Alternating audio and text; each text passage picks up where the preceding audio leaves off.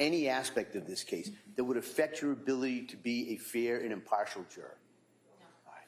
Next, is there any other serious matter of concern bearing on your service as a juror in this case that anybody needs to bring to my attention? All right. Thank you for following those instructions. And then in regards to today's schedule, we've got a number of witnesses. I'm not quite sure how long it may go. So we may break a little bit early today, just kind of depending on the way the case comes in. And then in regards to where we are right now, we're going to, if you remember, when we broke on Friday, there was a witness at Dr. Tufts. The Commonwealth had finished their direct examination. We're now going to have that witness return to the stand, and the cross-examination by the defendant will begin. All right, and so with that, if we could recall that witness.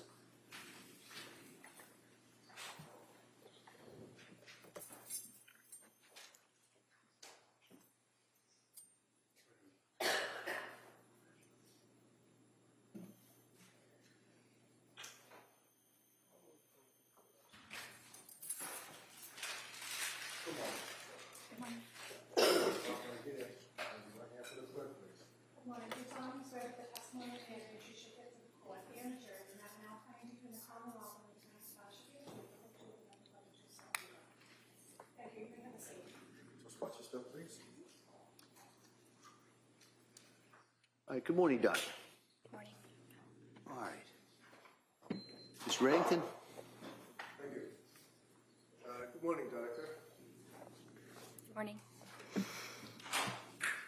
Do you have your record in front of you, your notes? Or I do. have a record? Great. Thank you. And you can look at that anytime you want, just to refresh your memory of what's going on with you. Thank you.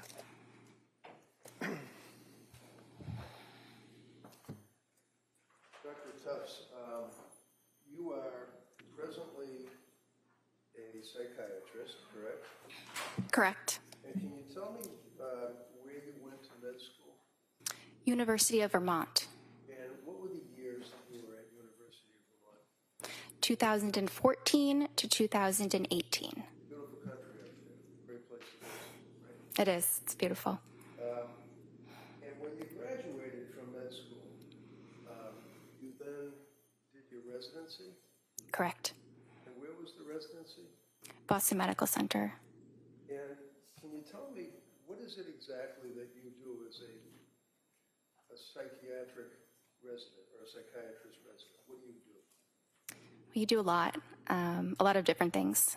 You rotate in all the different aspects of psychiatry, as well as internal medicine, so that you have a foundational knowledge of broad medical topics. You admit patients into the inpatient hospital. You manage emergencies in the hospital and in the emergency room, decide whether patients need to be admitted psychiatrically or not, and also carry a panel of outpatients. Is this a hospital that you're working in, or is it Boston University? Is it a medical center? So yes, it's the Boston University program located at the hospital, Boston Medical Center, with also a lot of time spent at the various Boston VA locations. And what were the years, I'm sorry, that you did your residency? 2018 to 2022. So you basically were working as either a person studying to be a doctor, graduating, and then becoming a resident through the entire pandemic. For the first part of the pandemic, yes. Well, the pandemic ended when Joe Biden said it ended. I think it was July of 2022, right? I'm not sure exactly when he said that. Would you agree with me that when the pandemic started, around 2019, when you began your residency, 2020, 21 into 22, it was a large portion, if you will, of the pandemic timeframe.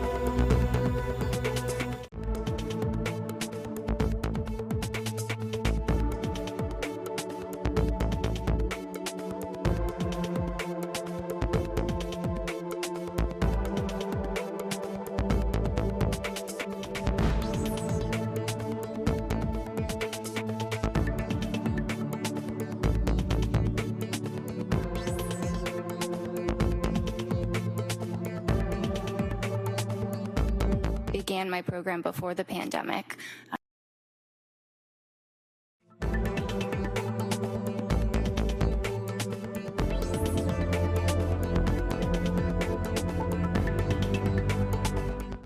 I imagine not. So, when you finished, did you graduate from a residency, or is it like you get a certificate or something? Yes, there is a certificate for completing it. And then, at that point, you are now a licensed doctor? Is that how it works? Well, you're actually a licensed doctor the entire time that you're in residency. But upon the completion of that, you can obtain a full, unrestricted Massachusetts license and also become board certified. And the board certification, for example, you have a board certification in general psychiatry, is that correct? Yes, sir. And when was it that you got that certification? When was it? Yes. It was September 12th, 2022. When was it that you actually started working as a physician, as a psychiatrist? I started working as a physician and as a psychiatrist during the residency training program, but I started practicing completely independently at Astor Mental Health in August of 2022. August of 2022. Yes. Now, prior to working with or at Astor, is that ASTOR or ER? ASTER, like the flower. And what is Astor? What is it, like a group of doctors? Is it a medical center? What is it? It is a outpatient practice that is owned by a psychiatrist. It has a number of psychiatrists as well as therapists. And where is it located? Is it a brick and mortar type place where you have offices? Yes, the original offices were in Braintree, Massachusetts, and now there's an office in Peabody as well. Where is your office? Where do you work? So at the time I saw the patient, I was working in the Braintree office. I currently work in Peabody. Where, I'm sorry? Currently in Peabody, Massachusetts. So when you start working at Astor, obviously like anybody else, you submit a resume, an application, if you perhaps and then they hire you, right?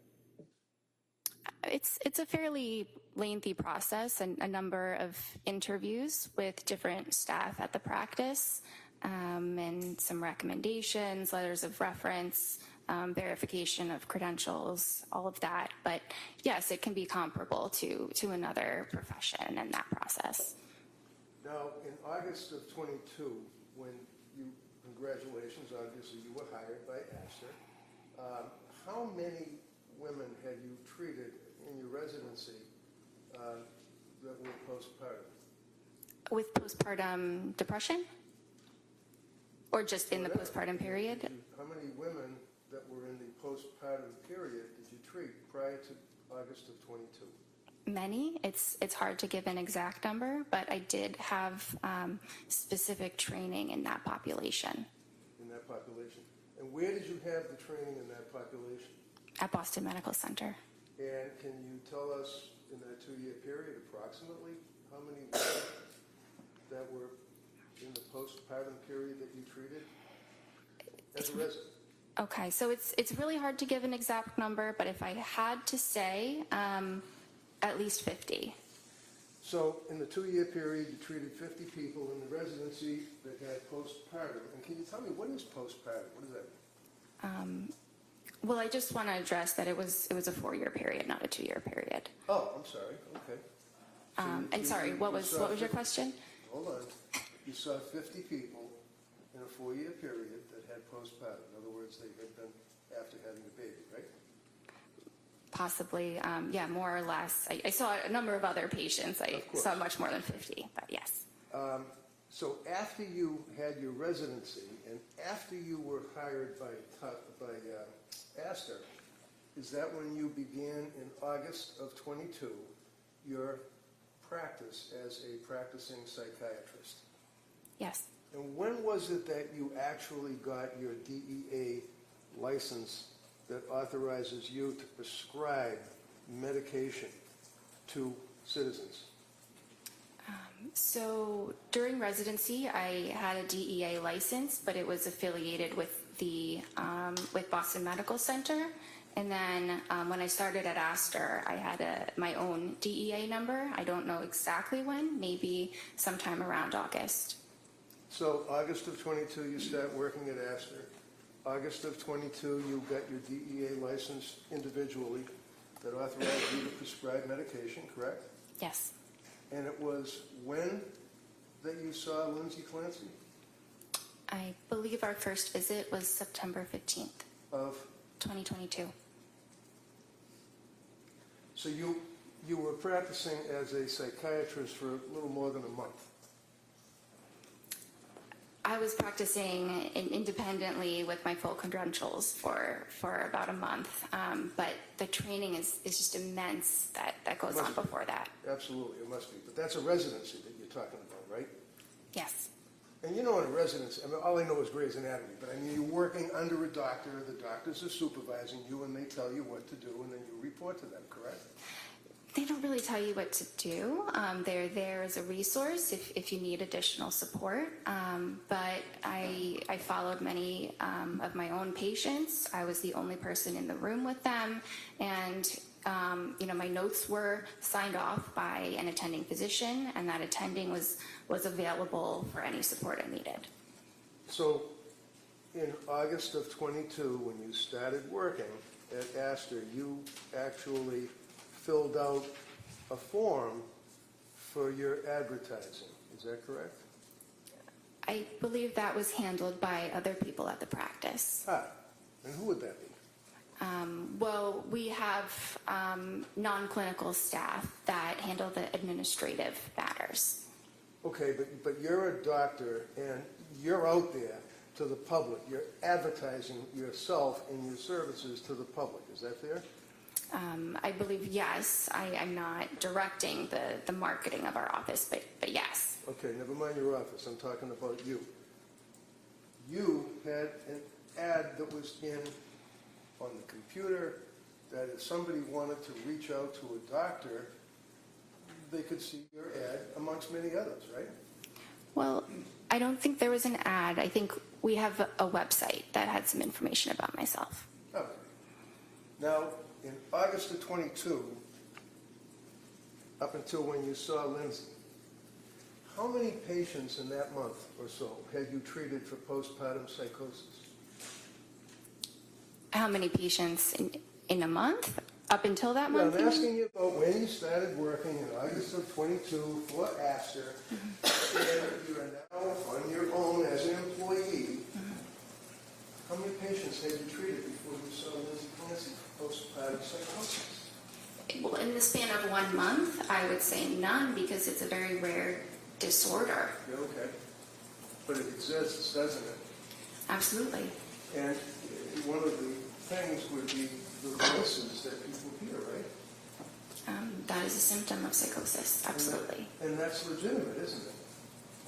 It is a legitimate diagnosis, absolutely. It's not the diagnosis. People that have postpartum psychosis hear voices, do they not? Many do. The disorder can manifest differently in different people, but yes, many people do hear voices. How about postpartum depression? How many people in that month or so before you met Lindsay did you treat for postpartum depression? In the span of 1 month, it's really hard to pinpoint that. Maybe a couple. Maybe a couple? And do you recall how long you treated them for? Again, it's hard to really pin down the individuals Okay. in a short span of time. Can you tell the jury what you put in your ad or in the Astor website that you indicated that described you? I don't recall. Well, one of the things you did is that you said that you basically were a specialist in postpartum, people that have postpartum psychiatry. You indicated that on your website, didn't you? Are you able to read the actual document. I don't remember It's exactly your the website. wording. Well, you've been working now for how many years now? 3, since you saw Lindsay? Or more? Almost 4, yes. You haven't changed your ad on the website, have you? I have not personally, no. And you've read it probably a bunch of times, right? I've read it a couple times, but I don't spend a lot of time on my website. Okay.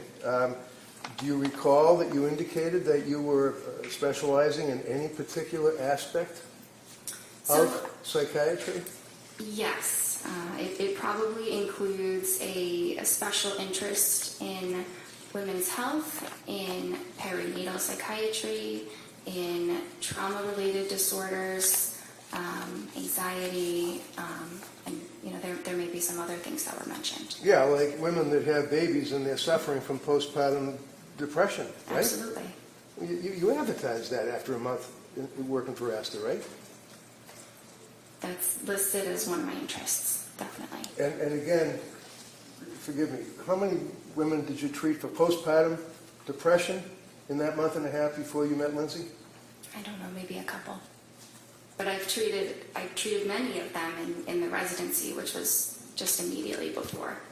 So when a person needs to see a psychiatrist, generally they're not well. Is that fair? Some are not well. It really can vary. So when someone comes to see a psychiatrist like you, it's because they need help, right? Yes. And when they come to you because they need help, for example, with Lindsay Clancy, she came to you because of your ad, right? Or your website for Astor, what you said about yourself. I don't know exactly how she found us. Well, do you know why she came to see you? I'm not sure exactly. Friday, we spent a long period of time going through your initial or the initial intake that she had to fill out. Is that correct? You recall that? Yes, we did. And the district attorney kept asking you, and this is in September, is it September 12th? Is that when that form was filled out? I believe she completed the form on the 12th. The appointment was on the 15th. So what does a person do? Do they call you or do they talk to somebody in administration? How do you get the form to fill out? Yes, our administration handles that. And what do they do? How does that happen? They send them the documents, probably by email, and the patient fills them out. It might be all within the portal that we use, Within the portal? the patient portal, yes. Okay, and that means that you go online and you can access Astor Mental Health, and then all these little drop-down boxes would come up? Something like that. Are you aware? Is something like that, or are you aware of what it does?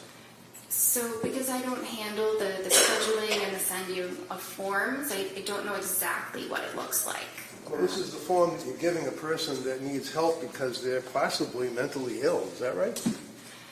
Yes, and what's important is that I review the forms and we go through You them do? in the appointment. Absolutely. Excellent. Yes. Now, understand that your records, Exhibit 219, I believe, the jury will have access to the Tufts records. Okay, you're aware of that, right?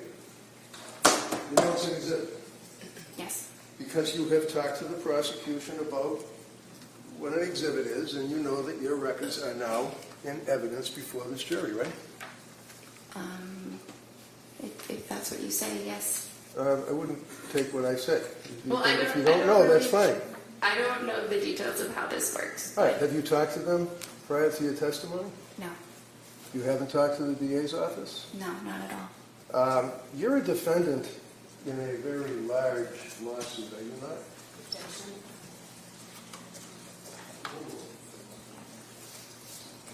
Yes, You wouldn't happen to be represented by an attorney, would you? I am. And the fact that you have an attorney is your right under the Constitution. It doesn't mean that you're guilty of anything, right? Right. Okay. And you know that the outcome of this case is very, very major to the outcome of your lawsuit. Is that right?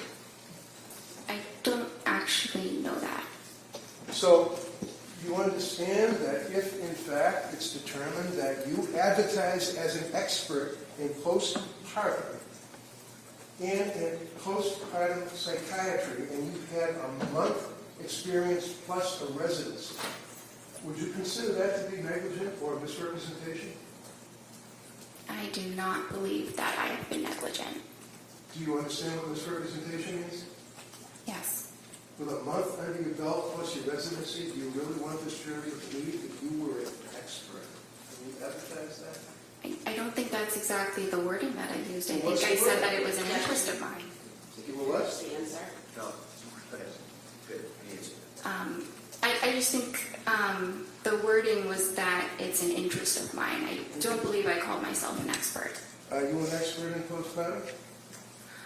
I may be. I don't know. I think it depends on what you define an expert as. Well, when a patient comes to you and they fill out the form, you agree with me that your records reflect that form that she filled out on September 12th of 2022, right? Yes. And the form that the district attorney went through painstakingly with you is basically, it looks something like this, right? That's one of the forms that you've got people fill out, right? Right? Yes. You see the little check mark? Yes. Who puts the check mark in there? The patient. So how many pages, because I don't want to go through all the pages again, how many pages does a patient, well, how many pages did Lindsay go through to check the boxes for acid? There were a lot of pages. What's a lot, 10, 20? Yeah, maybe between 10 and 20. Okay. And basically, they're all little checks in boxes, correct? Not just checks. No? So does the person then answer questions by typing in an answer such as, do you have any pending legal problems? No. Have you ever been arrested? No. Things of that nature, right? Those are some of the questions. And the questions also, do they ask the patient what medications they were on Yes. before seeing you? Yes. And Lindsay told you that she was on SSRIs in the past, right? Yes. And SSRI means what? A selective serotonin reuptake inhibitor. And that's pretty powerful stuff. It's an effective treatment for depression and anxiety. Well, it affects the serotonin levels in the brain, doesn't it? Yes. It rewires the brain, doesn't it? It doesn't rewire the brain. It increases the serotonin, and many individuals with depression have low levels of serotonin. So Lindsay told you that she had been prescribed an SSRI when she was in nursing school. Is that right? Yes. What was the SSRI? Prozac. And how long was she on the Prozac? I'm not sure. Never asked. I probably asked. Probably asked. Isn't it true? Don't you guys have a saying that if it's not written, it didn't happen? You take copious notes, do you not? It's impossible to write down every single thing that's said, so I write down what is clinically relevant, clinically necessary, but there's a lot that is discussed over an hour that is not able to be written down. Such as the fact that a person was on an SSRI when they were in nursing school is not an important fact to find out. Oh, no, that's important. Excuse me. Sorry. No problem. I'm not doing, the Sophie Cunningham right now. I'm just asking a question, that's all, and you can answer it, okay? How about if she had a reaction to Prozac? I asked her about the Prozac. Is that written in your notes? Yes. And what did she say? She said that she took it for a period of time. She Right. didn't mention any side effects. Oh, she didn't tell you that she had side effects. I see. So when a patient comes to see you with a month under your belt and they're sick and they're looking for help, you wait for them to volunteer facts to you? She volunteered a lot of information. She knew very well what her medical history was and was able to provide that for me. Such as what? That she was in nursing school and took Prozac? That's part of it. And she told you that, right? Yes, And she was pretty upfront and honest with you, wasn't she, in answering these questions, right? I believe that she was. We all spent some time talking about the fact that she declared that she had consumed alcohol and that she felt guilty about it. You called that on Friday. We dwelled on that for a while, didn't we? Yeah, yes, that was a component, yes. I mean, that's something that's important, right? Yes, What was her drink of choice? I'm not sure. Did you ever ask her? I'm not sure. We were not concerned that her level of alcohol use Well, the DA certainly was Friday, right? All right, he is, and everybody knows. Doctor, wait for the question, all right? And then same thing, I'll have counsel wait till you finish your answer, all right? Go ahead, Ms. Reddington. So is it important, doctor, for you as a physician to know your patient? In other words, know who they are? Yes, And you know that Lindsay was a nurse, correct? yes, You know that she graduated, obviously, from college, right? yes. Is she a good student? I don't recall. Do you know when she got married? I don't recall. Did you that ask her? specific detail. I don't know. I knew she was married. She had 3 kids, right? Yes, And the reason that you knew that she was married is because you spoke to her husband, Patrick, correct? he. Or did you? Sorry. Or did you? He attended one of the appointments, and I spoke with him on that date. Ah. And did you say, hi, how are you? And give him a handshake when you came in your office? It was telemedicine. It was what? Telemedicine. Telemedicine. Is it fair to say that after, 14, you said to the jury, 14 appointments that you had with Lindsay during that period from September till January? 14 appointments? Yes, Every single one of them were by telemedicine, weren't they? yes. Until you came in this courtroom Friday, you never saw this woman in person, did you? Correct. Were you ever concerned about her mental health as a person? Absolutely. She was crying. She told you symptoms that she couldn't get out of bed. Isn't that right? At one time, she said it was difficult to get out of bed Oh, difficult to get out. Why was it difficult for Lindsay Clancy to get out of bed? because she was very depressed. And did you give her a hug? Oh, no, you're on telemedicine, so you couldn't give her a hug, could you? You didn't have any chance to even look at her in person, did you? I could look at her. It was always a video appointment. I couldn't give her a hug, but that's not actually something that psychiatrists typically do with patients. I imagine. Now, I'm looking at you, and you've got the witness stand cutting you off in half, right? So I can't see from your waist down, your legs, your feet, your hands, anything. That's the same view that you have on the telemedicine, right? Yes, Isn't it fair to say that you've studied and that you've learned that there are objective manifestations that patients may have that would be a tell, like if you're playing poker, you have a tell, that would be an indication that they're stressed or emotionally disturbed, right? yes, Like hand wringing, right? yes. Were you able to see the hands wringing when you were on telemedicine? I don't recall seeing her hands. Do you recall, you know how people sit there and they do this with their leg and the leg bounces because they're going through some type of emotional stress? You couldn't even see her legs, could you? I couldn't see her legs, but I knew that she was under stress. So when she came to you, September 15th, I believe, is the first time that you all actually discussed her condition, correct? Yes.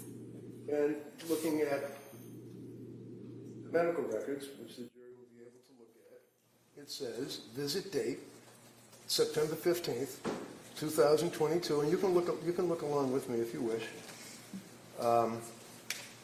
Indicates why she came to see you, right? Yes. Right? Yes? Yes. Okay. Why did she come to see you? According, not guessing and speculating, never mind the TV. You just look at your notes. Tell me what brought Lindsay Clancy to your office. Postpartum anxiety. Is that it? Is that what you noted in the records? Well, those were her words when asked, what are the problems for which you are seeking help? I see. Postpartum anxiety. Now, as a psychiatrist, meeting with this young woman after a month or so of working as a psychiatrist for Asper, there are tests that you administer to a woman who's in postpartum to find out what type of anxiety they have, right? Well, there are some screening tests, but the most important thing is what the patient tells you and what my assessment is in the session. I see. And that would carry through the Tufts evaluations for all 14 of those meetings, is what the patient tells you, right? Yes, and what I observe in the session Through the television. through the computer. What, if you can tell me, is the Edinburgh test? It is a scale that looks at symptoms of postpartum depression. And when you administer, that's a major test, isn't it, for a doctor to evaluate a patient for PPD? I wouldn't say it's a major test. It's a pretty big one, though, isn't it? It's the only one that measures the postpartum depression, right? It's a common one. It's a what? Commonly used. Commonly. All right, so when you used it on Lindsay, when was that administered to her? I did not use it on Lindsay. Why? We used the PHQ-9, which What is is PHQ-9? it's a depression screening form. That's like generalized anxiety disorder, general depression. It's got nothing to do with a woman suffering from postpartum depression, does it? I disagree. Well, do you agree that people perhaps that may know a little more than you determined that the Edinburgh scale is the appropriate scale to administer to a pregnant or postpartum woman? The state as a form. You're familiar with the Edinburgh scale, right? I've heard of it. And can you explain to me how it's graded? No, I cannot. There are 30 questions in it, are there not? I don't use this scale, so I don't know how many questions there are.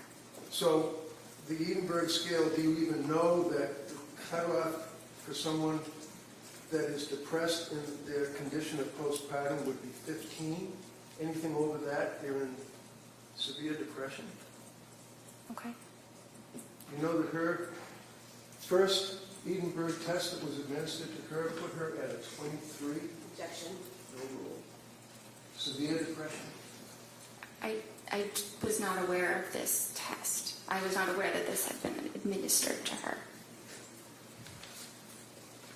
Well, you know that except for the Prozac that she had when she was a nurse, what, 23, 24, 23 years old, she hadn't, other than seeing her own doctor for having a baby, she hadn't seen any doctors. You knew that, right? I didn't know exactly which doctor she sees. I think we ask about your primary care doctor, but she did not report any other medical issues that she was under treatment for. So is it important for Dr. Jennifer Tufts to know whether or not a patient who is coming to you for help has a prior medical history other than what they might tell you? Well, when patients are able to advocate for themselves and share their medical history, we rely on what they tell us. Was she able to advocate for herself, in your opinion, when she came to see you, when you evaluated her in September? Absolutely. What about October? Yes. How about November? Yes. How about December? Yes. And your medical records, you would agree, show that during that period of time that she was deteriorating, was a word that was used on Friday. Isn't that right? So, No, so. You used the word deteriorating on Friday, did you not? she was a little bit worse at certain appointments, and the deteriorating word, which is not my word choice, is what is in the note because I had to select that. Because why? You have some kind of a program that you have to check the box and you have to bring down the drop box? You can't take a pen and write something down about a patient? There are certain parts of the note where I can write whatever I feel is necessary, but that specific aspect of the note is a button where you have to click one of three choices. So when the jury's going through your medical records, one of the things that they're going to see is that when you meet with a patient, you have a form that you fill out where it says, if you feel like you're going to harm yourself or somebody else, make sure you go to the emergency room, right? Yes. If you have any urges to harm yourself or others, go to the nearest emergency room. That's in every single time that you meet with a patient, right? Yes. And it indicates that if there's any, call the Suicide Prevention and Crisis Hotline. If you feel that you're in crisis, you may text home to a particular number anytime. What's a suicide hotline? It's a phone number that patients in crisis can call and speak to a trained counselor. Now, a psychiatrist, you'd agree with me, is not a counselor, that's for sure, right? Well, a psychiatrist has training in therapy as well as in medicine. Did you give Lindsay Clancy any therapy?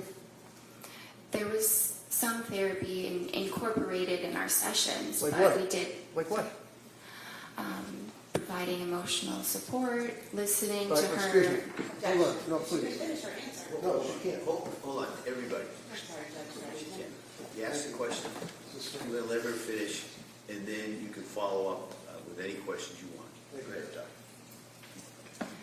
Anything else you want to say? So her sessions were largely focused on medication management, but there was an aspect of therapy including those items. Okay, and the sessions were for what, 17 minutes? No, How long were they? 25 to 30 minutes. So 25 to 30 minutes on the television, and will you face the TV screen with her for the full 25 minutes? Yes. And that's not noted in your records. It says 17 minutes on all your records, doesn't it? So if you look closely, it says the therapy component was for 17 minutes. It doesn't say the entire duration is 17 minutes. So what do you do when you're trying to give therapy as a psychiatrist to a patient that came to see you? What do you do? What do you do for therapy? It depends on the person. Well, how about Lindsay Clancy? What did you do for therapy with her? I listened to her. I listened to her concerns and provided support. I tried to provide her with hope that eventually things would improve. So you listened to her concerns, and you'd agree with me that her concerns were, for example, that she actually was unable to sleep. Is one of her concerns, right? She was having a lot of difficulty with sleep. On the September 15th meeting, you indicate that her mood was okay, but her affect was anxious, and you called it incongruent. What does that mean?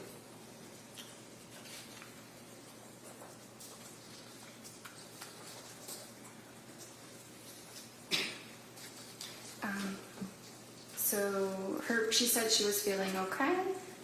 She appeared anxious, and she also stated that she was anxious. So one of the things that you talked about Friday is when a patient presents with an incongruent something or other, I don't remember, appearance perhaps. That would mean that they're saying, I'm okay, but they don't look like they're okay, right? Well, it could. I don't think her affect and her mood were really that incongruent at that time. I think that she didn't appear terribly depressed. I didn't say she was terribly depressed in that initial visit, but she said she was anxious and she appeared anxious. That's pretty congruent. Okay. So did you put in the report that she was congruent or incongruent? So that is not an option for me to indicate in that section, but So- it was congruent. You're like a robot. You can't take a pen and write something down. You have to do the drop box and the X's on the computer. Well, if it's on the computer, I'm limited by the options that are up Why? there You're a doctor. Why are you limited? because of the technology. What technology? The fact that there's a form on a computer? You're trying to treat a human being who comes to you for help. And that's what's most important. What's most important was the treatment, not what is checked off on a box. Makes sense. So you were unable to make a note as to whether or not her affect and her mood appeared to be in conflict and that she would have been incongruent and that she had poor insight. You couldn't write that down. Is that right? Because the box doesn't let you. Correct? So basically, she's telling you that I'm okay. Well, actually, when she came, do you know that she never saw, other than when she was in nursing school, would surprise you, a psychiatrist? And that was only for like a week when she got the Prozac in nursing school because she was afraid of public speaking. Did you know that? I was aware that she did not have a significant past psychiatric history. I was aware of that. Okay, so you were the first psychiatrist that she had the pleasure of meeting. Is that correct? I think it was. And isn't that important for you as a doctor to take a history? I did take a history. So can you tell us? You're testifying here for the government. Tell us whether or not she had any past psychiatric history other than in nursing school for a week with the Prozac. She did not report any other past psychiatric history other than the Prozac and Wellbutrin. So when a patient comes to see you and you're treating to help that patient, if they don't report something to you, you don't know about it apparently, right? Well, I think it depends. There are certainly things I can assess, but if it's related to their history, I do need them to tell me. Well, you can't assess it unless you ask, right? Unless I ask or they volunteer it or Of course, we already talked about the volunteering. How about you as a doctor, when you're evaluating a patient coming to you for help, do you ask them questions? Yes, You didn't ask her a prior history. I did. What did she tell you? She said that her prior history was what we discussed about the Prozac in the nursing school. So,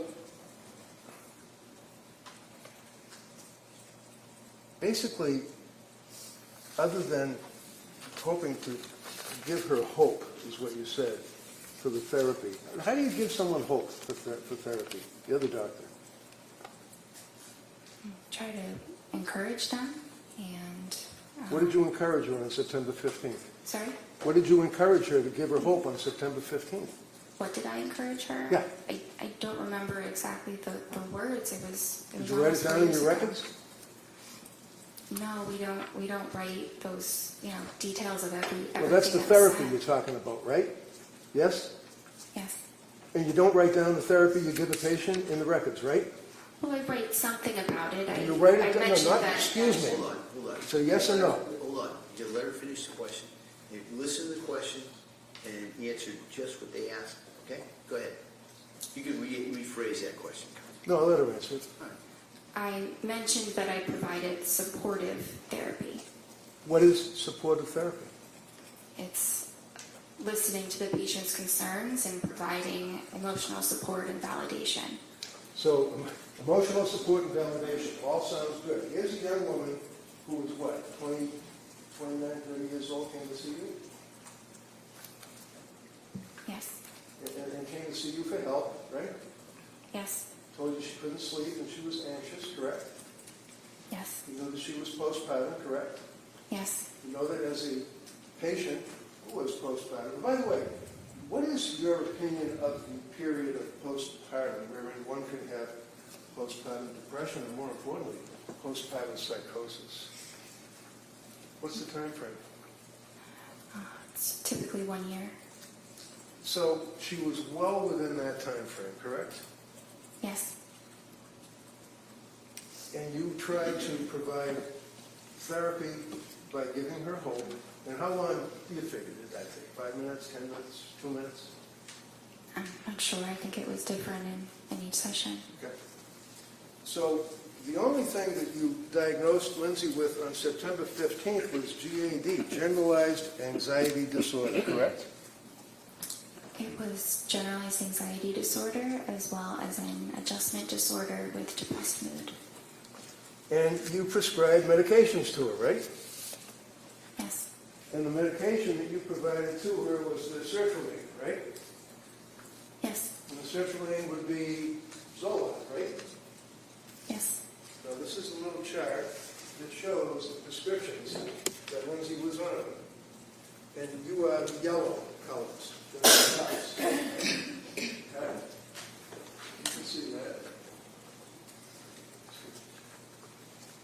Do you agree with me that on September 15th you prescribed sertraline, Zoloft, 30 count on September 15th, 25 milligrams, right? yes.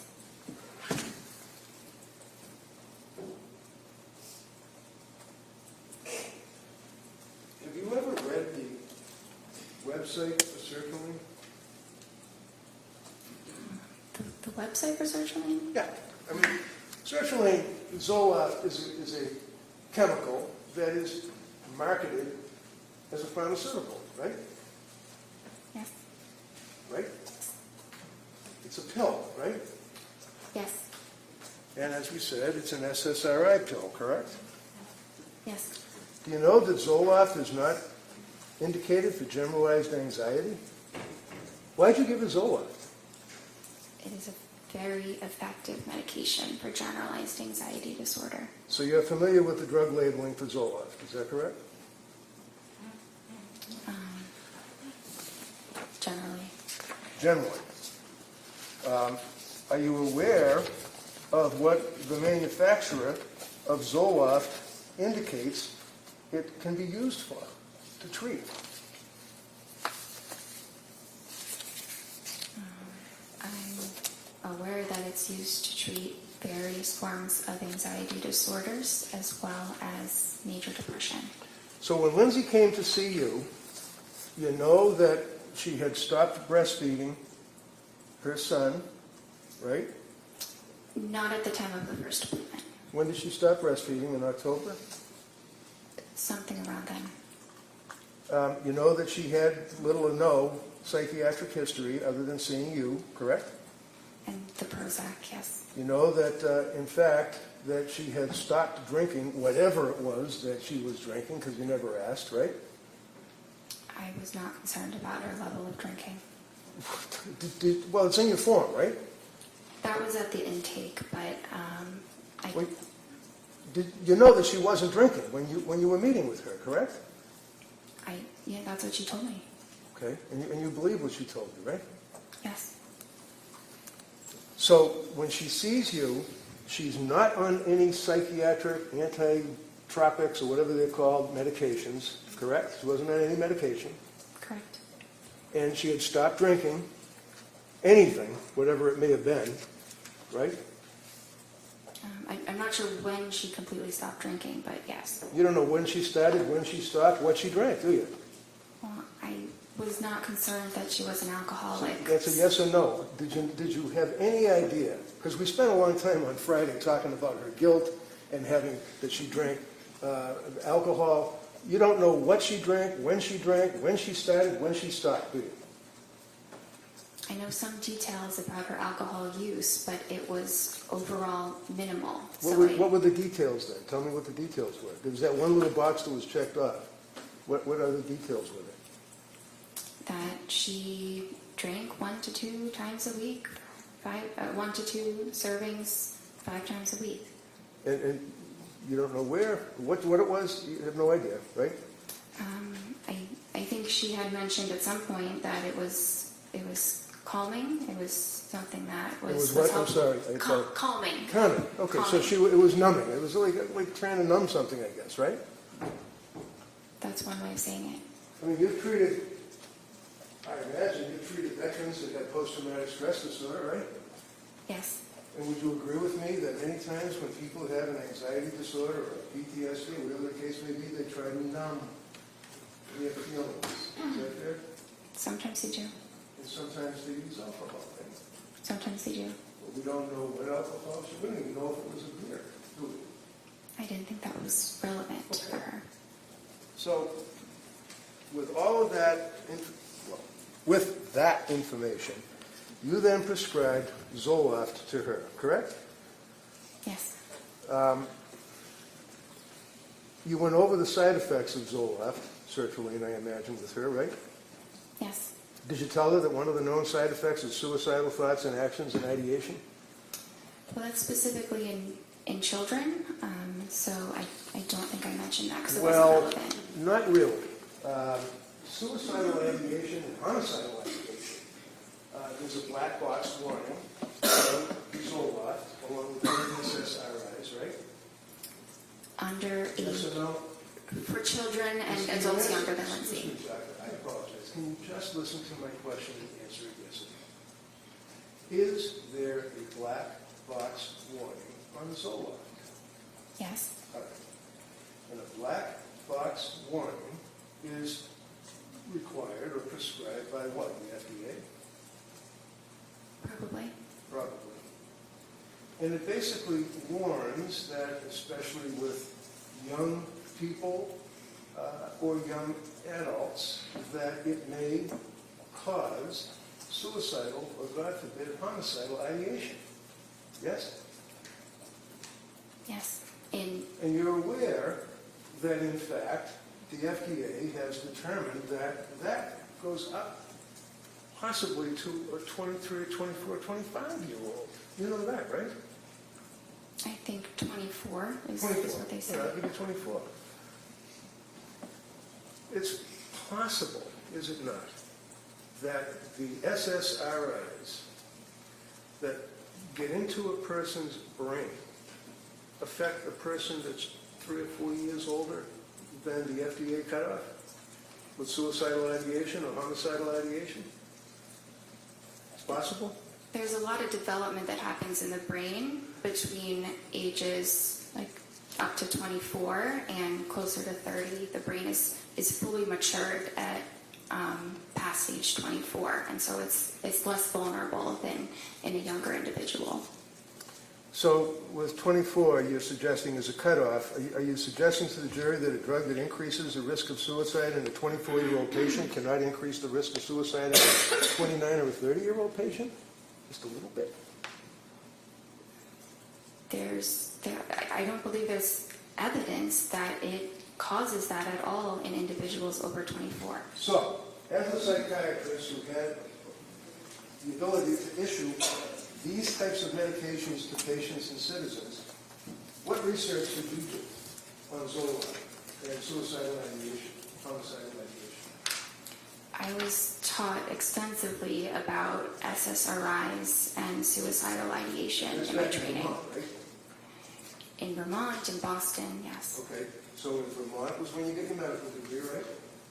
Yes, And in Boston would be when you were a resident, right? yes, And then you had board certification on general psychiatry, right? yes, You can have a certification on the subspecialty, right? There are certain subspecialties, yes. Right, and some of the subspecialties deal with postpartum or women that are pregnant and have babies and have psychiatric symptomology.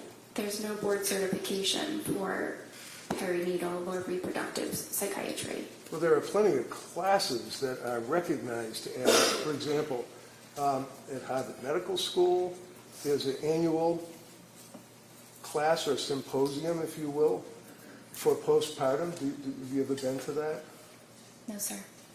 What have you done to research or to improve your education? I understand you went to med school and that you were a resident.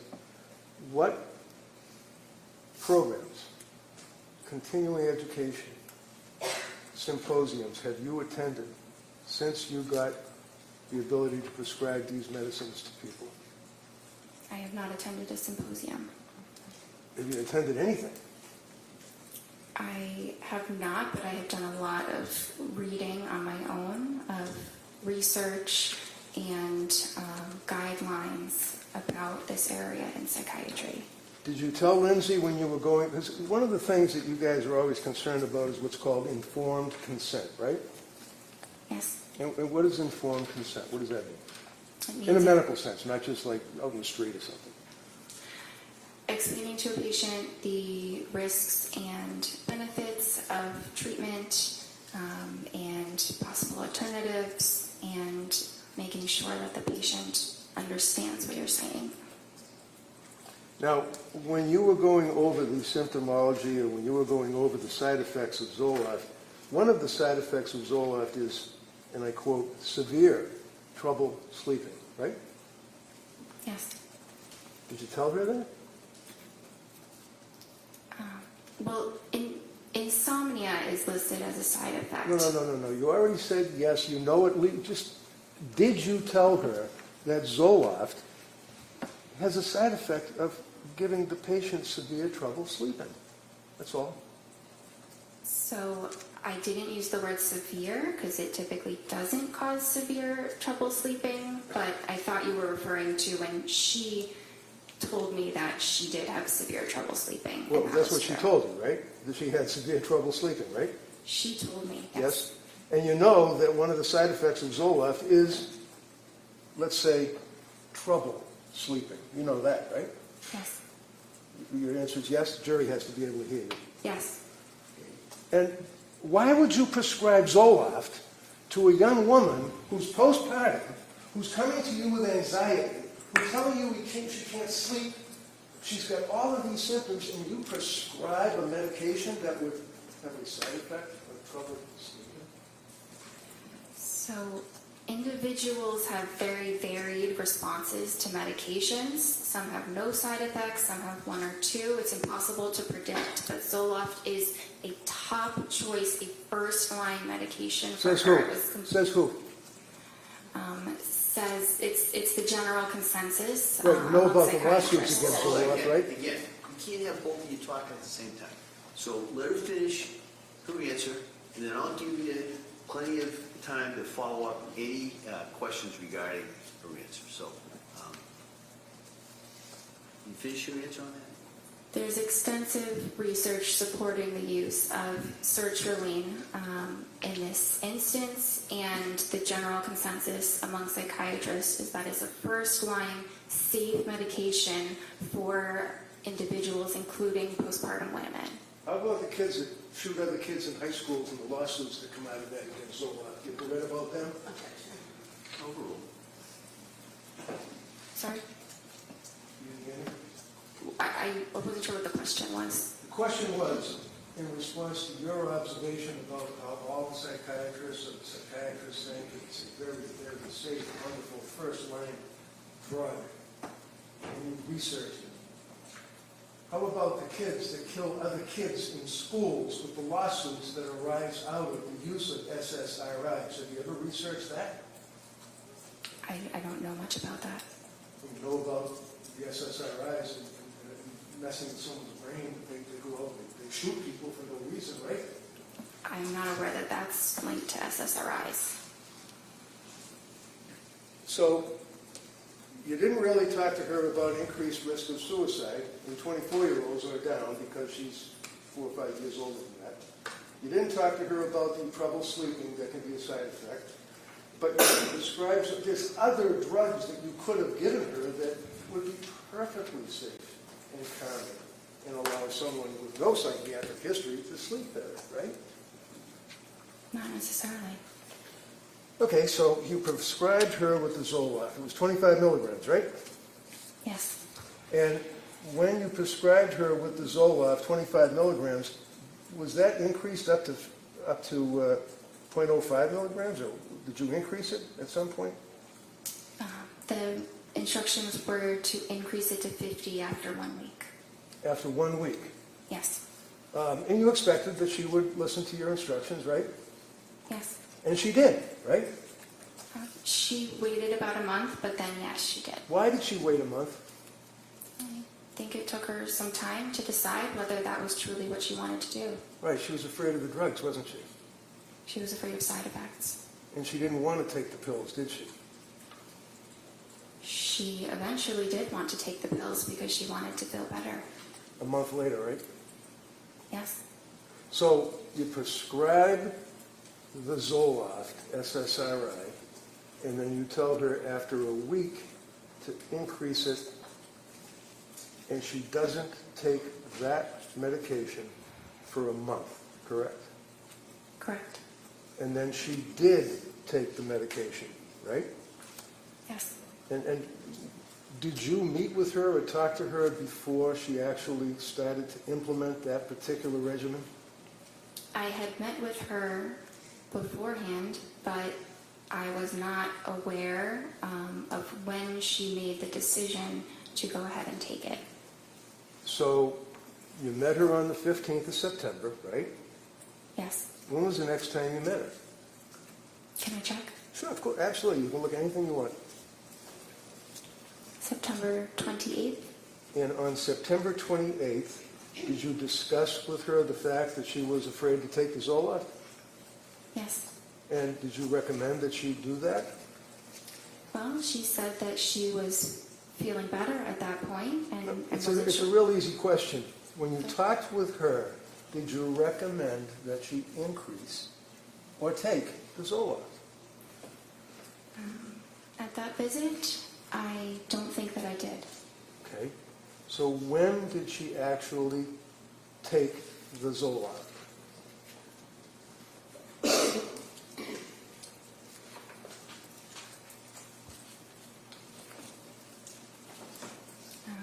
She told me in her October 20th visit that she had taken it 1 week prior. And she told you that when she increased it in accordance with your instructions, she went off the rails, right? I don't think she used those words, but she had. What had words did side she effects. use for you as her doctor? She felt awful. Awful. Why did she feel awful? Did she have a stomach ache? Did she have a headache? Why did she feel awful? She did have some stomach aches. She had some diarrhea and had a difficult time eating. She also had increased anxiety. She had some more depressed feelings. She had more difficulty sleeping. And what was your advice to her as her doctor on the 28th of October, after she told you about the effect that Zoloft had on her? I told her to stop it. Stop the medication. Okay. Now, Zoloft being an SSRI, and a patient that is taking the Zoloft, in 0.05, we spent Friday afternoon going over the drugs, and 0.05 milligrams is the lowest dose and all that. That's the dose that is prescribed to people, invariably, correct? It goes up to 200, but that is a starting dose. For pretty much all of you psychiatrists would agree with that, right? 0.05, right? 50. 50, okay. And you then told her to stop? Yes. What does it mean to titrate something? To slowly increase the amount. What do you tell patients when they're on an SSRI as to weaning them off the SSRIs? Depends what the dose is. If it's a high dose, you need to slowly decrease the dose, so kind of the opposite of titration. But if it's a low dose to begin with, you can stop it. Are you supposed to tell a person that's on an SSRI to stop immediately or to slowly withdraw from it? At 50 milligrams, it is perfectly fine to stop it immediately. So you didn't have any concerns at all about telling her to immediately stop taking the Zoloft? And what did you do, put her on another drug? Not immediately. Okay. So did she relate to you on that October 28th meeting that you had? Was it the 28th or the 26th? I met with her the 21st and then the 26th. Okay. Now, on the 26th of October, what did she tell you her condition was? So she was feeling back to how she was before the Zoloft, which is not great still, and that she was considering a new medication. So she was considering it. Did she do research on medication as to what medication she wanted to take? Is that what you're telling this jury? She didn't specify exactly what medication she wanted to take, but that she wanted to try something else because she was still having significant anxiety. So when you say she wanted to try something else, I'm just asking, did you tell her what you recommended she try, or is that something that she decided she'd do on her own? No, I gave her my recommendation. Okay.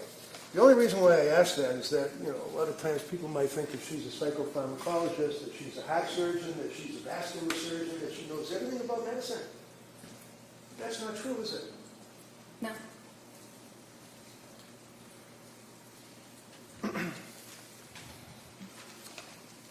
Would you agree with me that prior to telling her to stop the Zoloft, that one of the concerns that you had is that Zoloft affects anxiety and affects sleep, and you hope that it treats the underlying anxiety by balancing brain chemistry and increasing serotonin, right?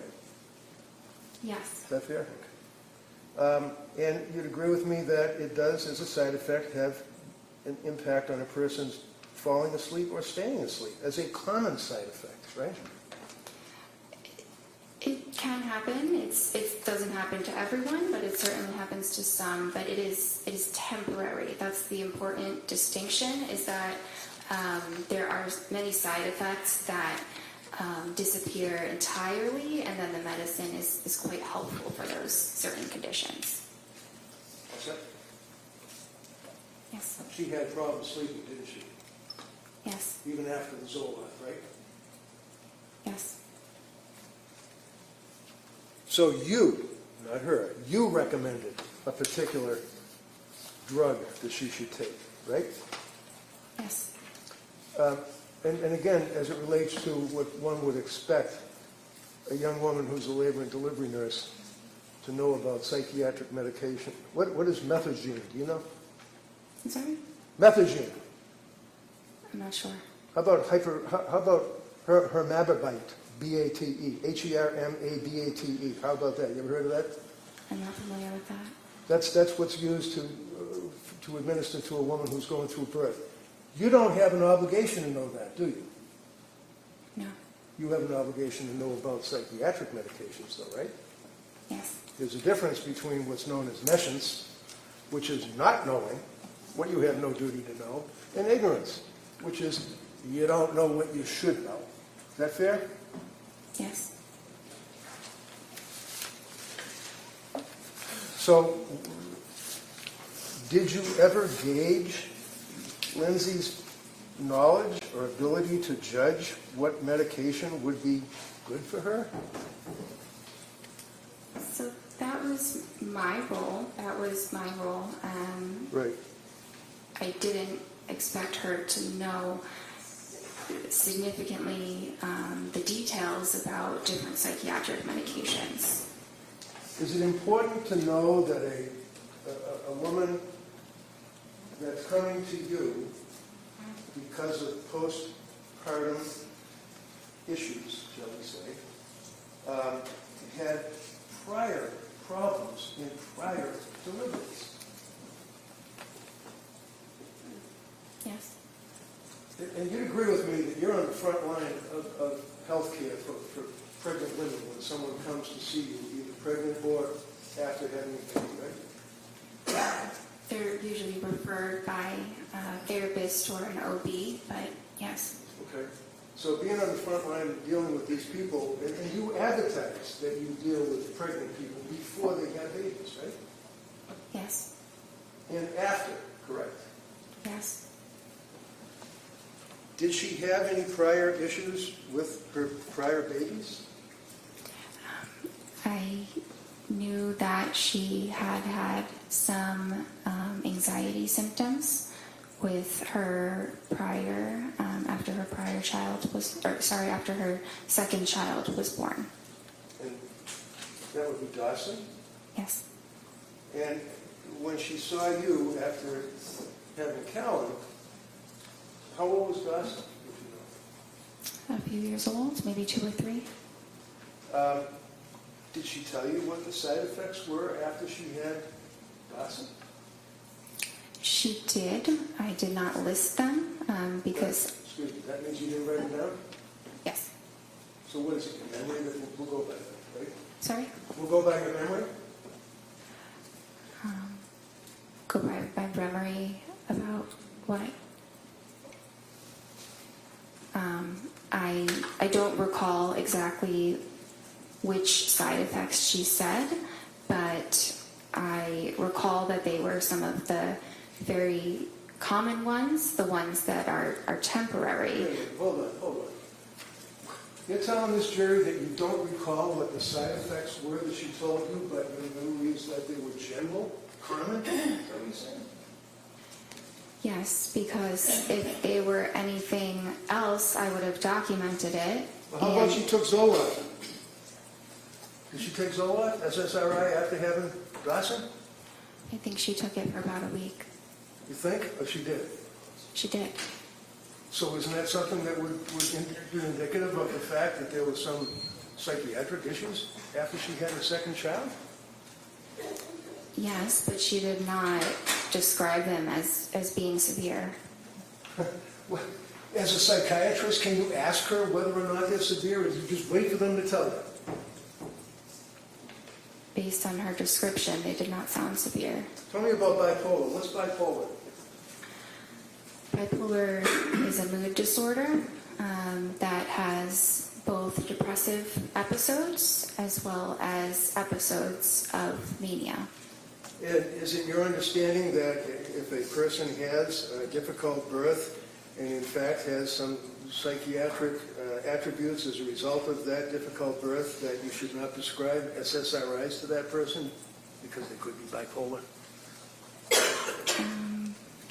Having a difficult birth does not, it's not a contraindication to an SSRI. So after she had her second child, she took Zoloft, and you did not detail any side effects, and you don't remember any side effects. Do you agree that Lindsay had, at this point, a history of mental problems during postpartum? She had a history of anxiety postpartum. Anxiety to the point that she was prescribed an SSRI? Yes. And she also had mental problems when she came to see you, right? Yes. So she had mental problems after she had the second child, mental problems after she had the third child, correct? Yes. And you'd agree with me that this is not easy stuff for somebody to be talking about. People get embarrassed in our society if they have mental problems, don't they? Some do. She did, didn't she? I'm not sure. So, not documenting any of the side effects, did you think it would be important to document the side effects of the drug before you prescribed Zoloft a second time? She's telling you that she had, you don't know, but she had side effects with Zoloft. Was it important for you to document the second time that you're giving her Zoloft? I did not feel that it was necessary to document the specific side effects. So if someone comes to you as a person who is in postpartum and is all the symptomology that she had related to you, that if she told you that she was on Zoloft after her second child and had side effects, you don't think it's important to document the side effects, number one, right? It depends what the side effects are. Which we don't know because you didn't write them down, you don't remember it. I would have written them down. No, not what you would have done, what did you do? No, go ahead. I would have written them down if What did you do? I wrote that she had side effects. What are they? I'm not sure. And then you prescribed Zoloft again, didn't you, in 2022? Yes. Do you recall, in the period of September of 22, October of 22, into November of 22, that she used the word overwhelmed, told you that she was overwhelmed? Is that correct? Sorry, which visit are we looking at? Well, the period of time, September, October, November, did she use the terminology that she was overwhelmed? Yes. Okay. And when you were treating her, you didn't think that she was just merely overwhelmed with 3 children. You knew she was really struggling, didn't you? I did. And it was at that point that you diagnosed her with a psychiatric condition, and you prescribed psychiatric meds. Isn't that right? I prescribed psychiatric medications, yes. So when you prescribed the Zoloft and told her to increase it, she told you that she was having all these difficulties. You told her to stop. Did you give her therapy when you saw her? Yes. What did you do? I think that I Not provided what you, again, I reassurance. apologize, but not what you think. I want to know what you did. And that's why you write stuff down. So take your time and look at your notes. What did you do with this young woman for therapy? On which day? On what? Which day are we talking about When specifically? she came to you and told you that she was overwhelmed, and you diagnosed her with a mental illness and prescribed a psychiatric condition, the psychiatric meds. What therapy did you give her? Because you told us that when you're on the television, you still give them therapy too, right? I do. What did you do? Well, I'm having trouble identifying exactly when she said the words overwhelmed. Okay. So it's hard to pinpoint exactly what I said in a span of, a number of different visits. Did you indicate that there's information on the website that if a person has an emergency that they should do something? I did, and I advised her the same. So basically, if one of your patients becomes suicidal, and on that note, did she tell you at that point, up to November of 22, that she was dwelling on suicidal thoughts? It was a while before she mentioned anything about suicidal thoughts. Tell us when. I might need to look through the right records to see ahead. when she first did.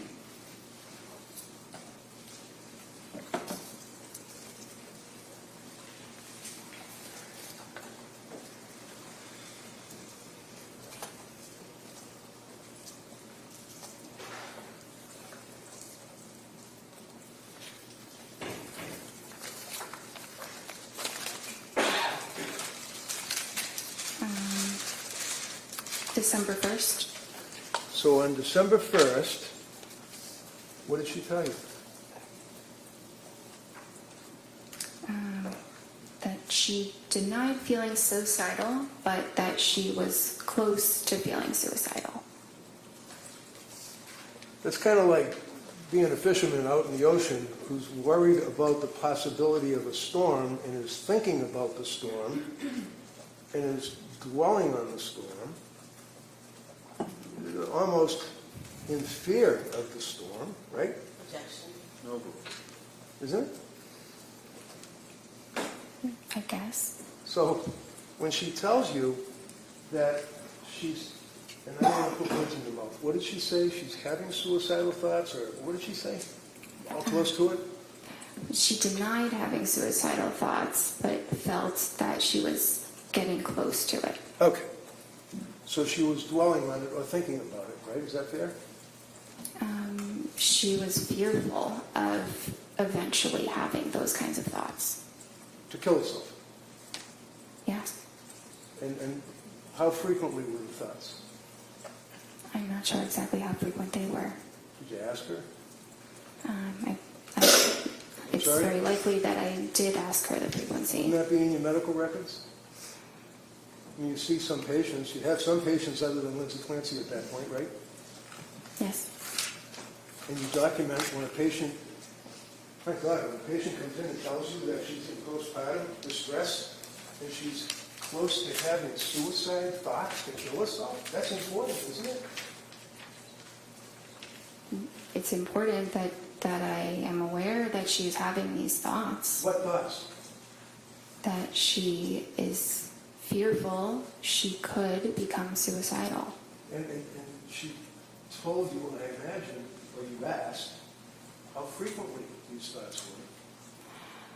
I don't have it documented how frequently they were, but that is a question that I usually ask when we're talking about So suicidal when we're thoughts. usually testifying in a murder case, we usually have facts that we can tell the jury, not speculation. Objection. Sustained. Did she tell you, when did you ask about suicidal thoughts? Yes. What did she tell you? If you don't know, tell us. No, I know, sorry, but it's what I said before, that she denied having them, and she wasn't having them, we were meeting, but she felt close to it, close to having those thoughts. Okay? So would you agree with me that many times patients, especially psychiatric patients, may minimize their symptomology? Patients sometimes do. And sometimes when a woman has just had a child and has other little kids at home, they're worried about the government taking kids away from them, because you're a mandated reporter, aren't you? Objection. Overall. You're a mandated reporter, right? I am. And if she told you, I'm having suicidal thoughts, I'm close to it, and homicidal thoughts, you'd report that, wouldn't you? Not necessarily. I think it really depends on the context, but having suicidal thoughts alone is not a reportable condition. All right, so basically, we know that she was close to having suicidal thoughts to kill herself, whatever that means. We don't know how frequently she was having them. Yeah? Today, I don't know how frequently, but at that point, I believe I did know how frequently they were. Oh, okay. So as a result of that, you then gave her therapy, I imagine, right? Through the television. Yes, And what therapy did you give her in November of 22? I gave her supportive psychotherapy. And what does that mean? It sounds great. What do you do? It's listening to the patient and providing. Sorry. Listening to the patient, like when they say they're having. Hold on. Good. Sustained. Next question. Well, So- she could finish the answer. Right. Next question. Thank you, Bill. Listening to the patient. That would be when, for example, one of your patients tells you, after all the treatment that you had provided prior to that, all the symptomology that she had, and insomnia, and anxiety, and all of that she's close to having suicidal thoughts. That would, I imagine, impacted you. Yes. So what did you do with this psychotherapy? So I provided emotional support and validation What and does that mean? Validation? encouragement. What does that mean? Something like, I understand this is a very difficult time. It really, it varies on the individual. Sure. How about Lindsay? I don't remember the exact therapeutic words that I used. Okay. How long did you give the therapy? Validation and all that stuff? I don't remember exactly the duration. About 10 minutes? Maybe. Through the television, right? Through the computer. So, as we pointed out, you tell the people that come to see you, when I say you, I mean collectively Astor Medical, that you would expect that if a person is in crisis, as you guys say, or is suicidal, that they would have to go to a computer or their cell phone, right? They would have to punch in your office, right? Look up the number. We advise them to call 911 or go to the emergency room as quickly as possible. How about suicide hotlines? Do you give them advice to call them? That's an option as well, yes. Sure. Did she call suicide hotlines? I was not aware that she did. Did you ever ask her? I don't think I specifically asked that How about question. non-specifically? Did you ask her anything? Did you beat around the bush maybe? You ask her anything about suicide hotlines? I don't think I asked her about suicide hotlines. Would it surprise you to know that she called suicide hotline in that time frame, not once, but twice, and was turned away? You guys were in the front line of this, aren't you?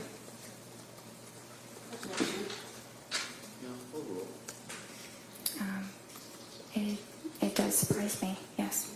It does what? It surprises me that she called them twice. And you never asked her if she had ever called the suicide hotline, did you? I don't think that I did. I understand. You're a doctor. You were trying to do the right thing. You obviously, this is just horrible, isn't it? Yes. She continued on with her treatment with you, correct? Yes.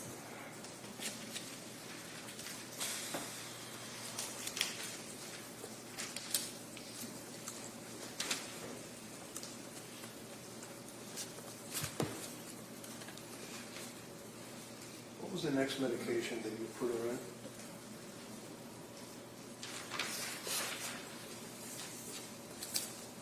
Let's say we're up to, I guess it would be the October 26th date? Is that right? October 26th. Is that when you prescribed Ativan?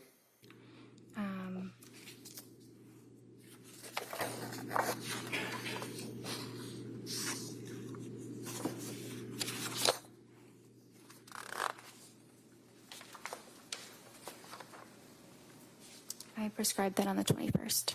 Sorry? I prescribed the Ativan on the 21st. All right. Did you prescribe anything on the October 26th appointment? Yes. And what was that? Buspirone. Buspirone. And would you agree with me that, is that also Vanspar? Buspar or Buspirone are the common names for it. Okay. You ever heard of Vanspar? V-A-N, V as in Victor, A-N-S-P-A-R? You ever heard of that? No, I haven't. Okay. And would you agree with me that there are a number of side effects of Buspirone? Every medication has side effects, but Okay, so my question is pretty simple. Buspirone, you mentioned it. I'm asking, any side effects? yes, What are the side effects? they could be tiredness or dizziness or rarely some upset stomach, but it's generally a very, very well tolerated mild medicine. And do you recall, was she taking any other medication at that point, if you know? Yeah, she was taking some of the Ativan. Some Ativan, right? Did you prescribe that to her? Yes, When did you prescribe the Ativan to her? the 21st. And she was compliant with your... Yes.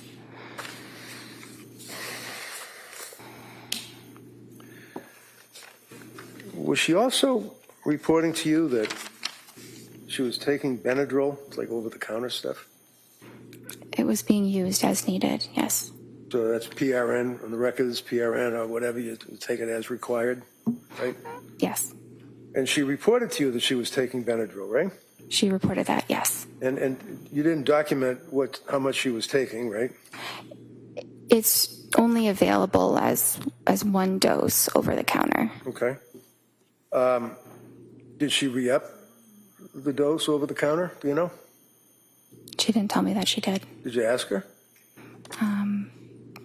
I don't remember asking her about if she increased it. I think she was just taking one of them. You think?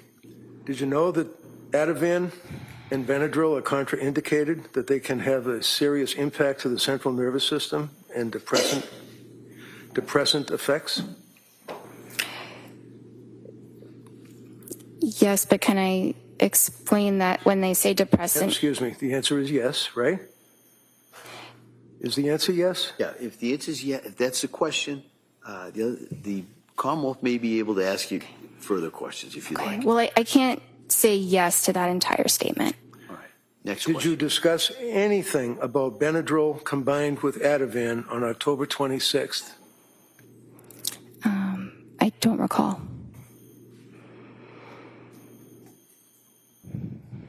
On October 26th, was she still worried about suicidal thoughts? She denied that. And on October 26th, how did she deny that? Is that, you have that noted in your record? I do. And what does it say? Patient denies suicidal ideation. Okay. So there's a huge difference between suicidal ideation and somebody having thoughts of suicide or being close to it, right? Not exactly.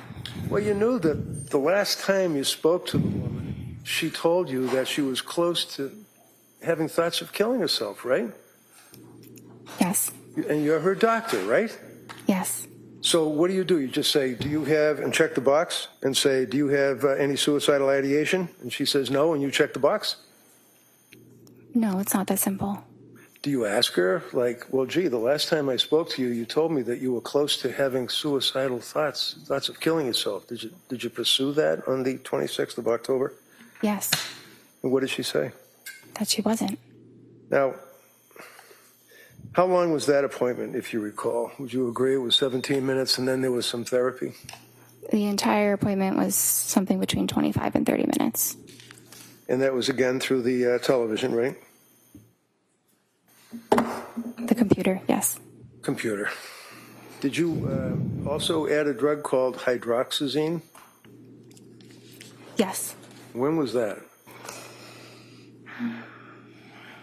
So that was the same visit as an alternative to the Benadryl. Okay, so on October 26th, when she told you that she was taking over-the-counter Benadryl, I asked you what you prescribed to her, and you said Ativan, right? Right? Yes. And then I asked you about the contraindication of Ativan and Benadryl, right? You asked me about that, yes. And then you, on October 26th, started her on Buspar, correct? Yes. And what is the purpose of Buspar? Is that for anxiety? Yes. And what kind of drug is Buspar? It doesn't really fall into a class, but it does act on serotonin. So it's another, similar to an SSRI, right? It's kind of like a more mild version of an SSRI. Okay. So she's on Benadryl over-the-counter, Ativan, which is a benzodiazepine, Buspar, which is an SSRI, and then you prescribe hydroxyzine on the same day, right? They weren't all to be taken at the same time. What's hydroxyzine? Hydroxyzine is an antihistamine. Okay. Is that over-the-counter, or is that, can you just buy that over-the-counter, or do you have to go to the back where the pharmacist is? You have to go to the pharmacist. Okay.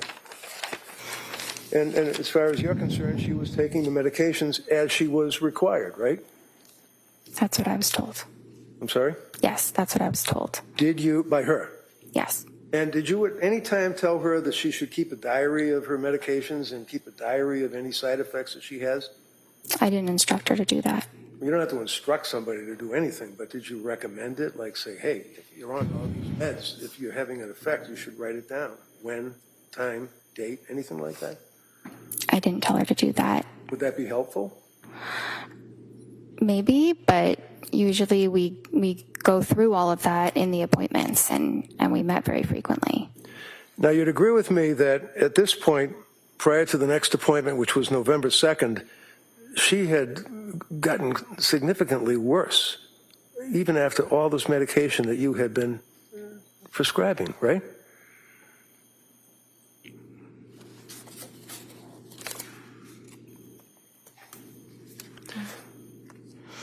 Did you make a note that she was telling you that she had depression and that she was crying, had more anxiety, insomnia had increased, brain fog, and worrying about suicide?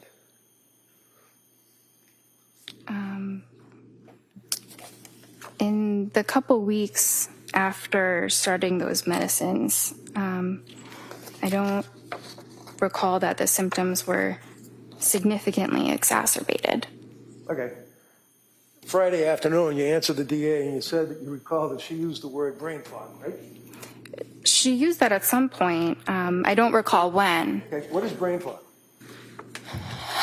It's a very subjective feeling that someone might have where maybe it's, hard to think of a word that you're trying to think of, or maybe it feels like, maybe you're thinking of things a little bit more slowly than you normally would. And how often was she dwelling on suicide? At what point? At the point she told you that she had anxiety, insomnia, brain fog, crying inconsolably. Objection, if we could have a date. I think he's going to get to that. Go ahead. October 26th, heading into November 2nd. Do you recall, I'll rephrase it, do you recall going into the November month, meeting with her, and she told you that she had brain fog?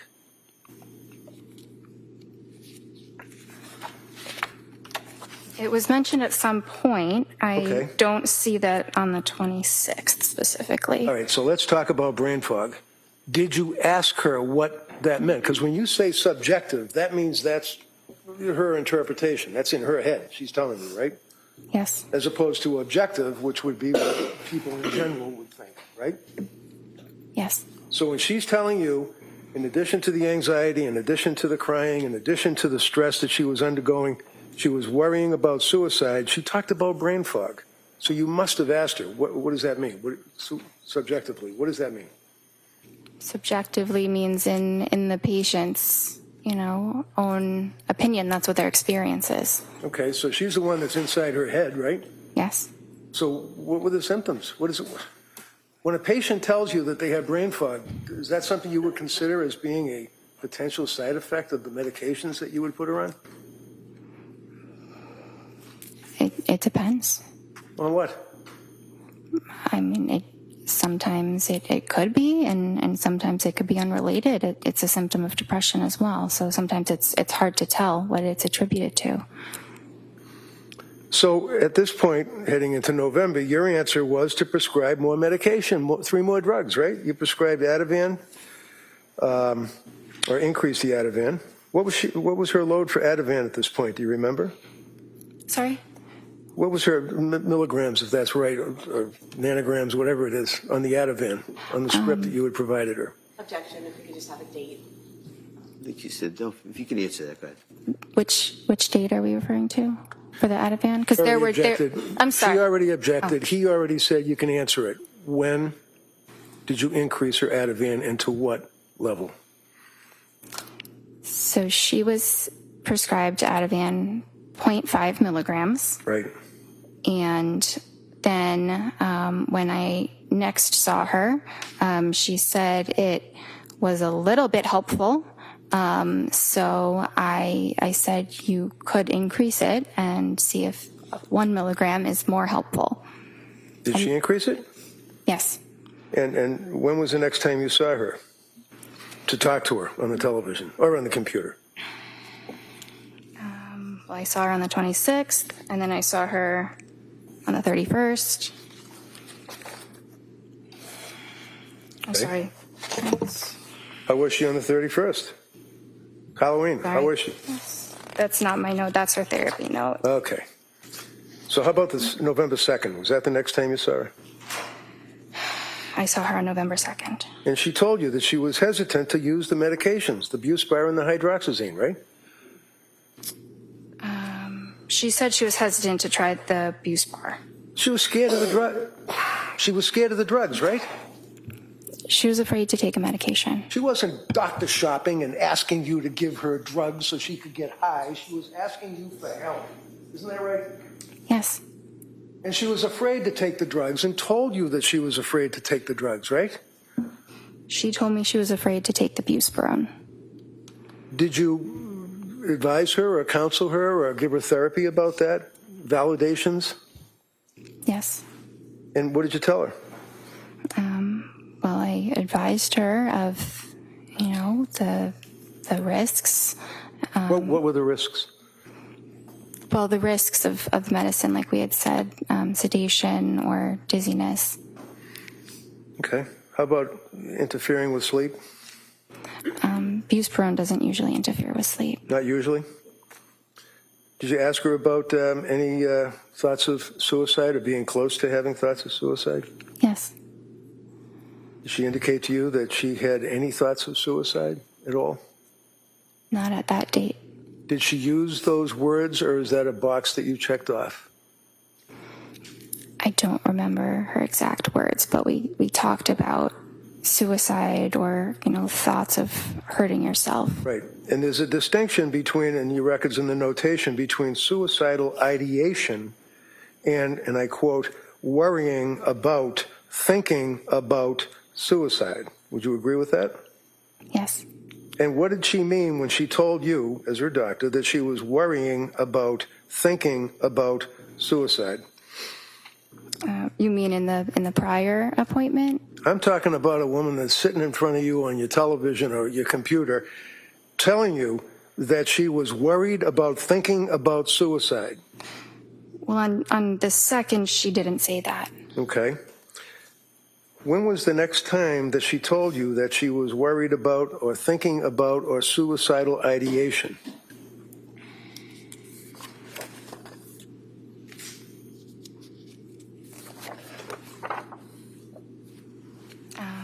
That was the December 1st visit. Okay. So go back to the November 2nd visit. Would you agree with me that she, after you talked with her for that period, however long it was, that you then brought up 4 medications to her, recommending that they might be safer, and I quote, safer alternatives? Would you agree with that? I see the word alternatives, not Okay. safer alternatives. Do you remember talking to her about Remeron? Yes. Did you recommend that she take Remeron? No. Did you ever prescribe Remeron? No. And is that mirtazapine, as far as its generic name? Yes. And Remeron is an antidepressant, isn't that right? Yes. And you did not feel that that would be an appropriate medication for her to take at that time?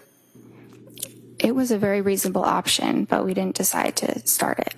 So is this a collaboration? In other words, you and the patient, you would both make a decision as to when to start a drug? Or is it your decision and advice to the patient? Well, it's ultimately my decision, but the patient's thoughts about the matter are very important. At the end of the day, the patient has to go home and take it themselves. I'm not there to ensure that that is happening or not. So you had a November 22nd appointment, right?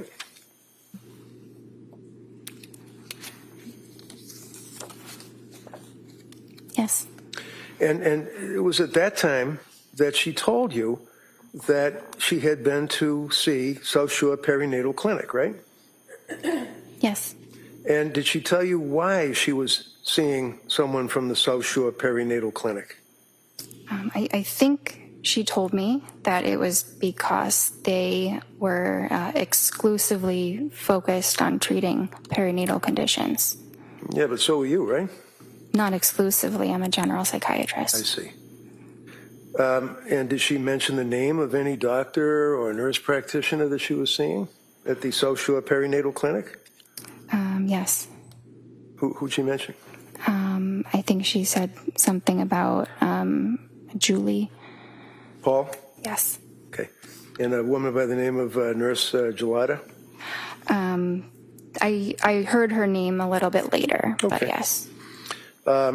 Did she advise that, in fact, by script, she was using Ativan and Benadryl, and you told her to taper off the Ativan at that appointment, right? Had she tapered off the Ativan? I think I had told her to, I gave her a prescribed taper prior to that appointment. What does that mean? What does that mean, you gave her a prescribed taper? So I told her that she should reduce her dose by 0.25 milligrams every 2 weeks until the medication was stopped. Did she do that? I mean, I don't believe that she completely stopped it, no. No? You don't believe, or she didn't? Well, Trying to give the jury facts. Yeah, she said she was taking Ativan, so no, she didn't completely stop it. Had she tapered? I'm not sure how much she had reduced the dose because I wasn't prescribing it again. Right. So, did you know that she had been, or had she been, to any emergency wards between that period of time that you last saw her and when you were seeing her on this meeting?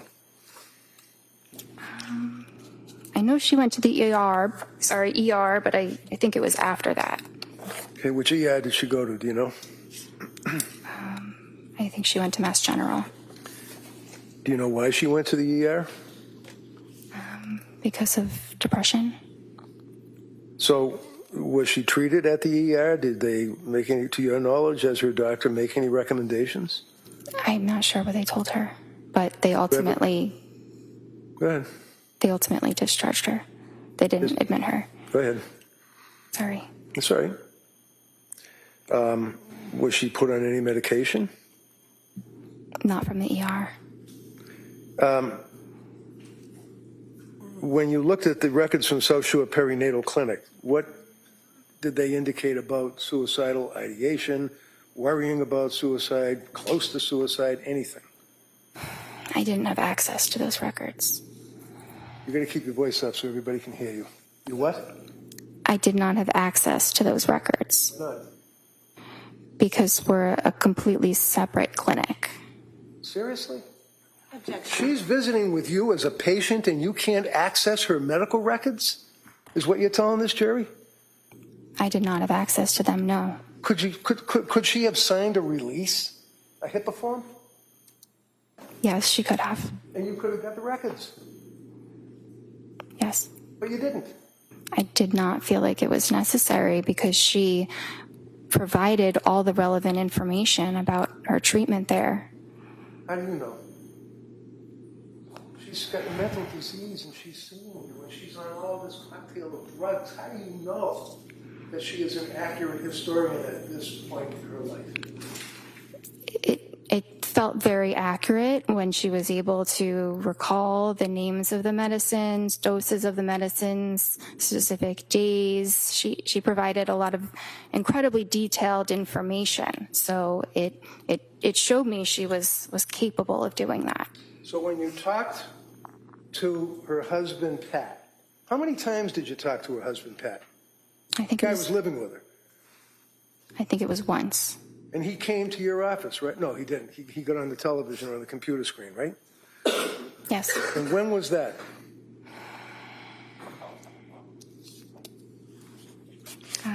I think it was the December 16th visit.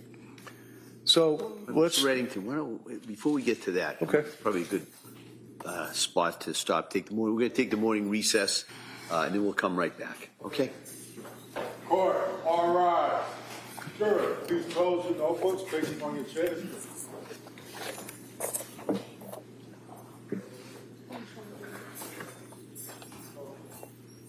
This way, please.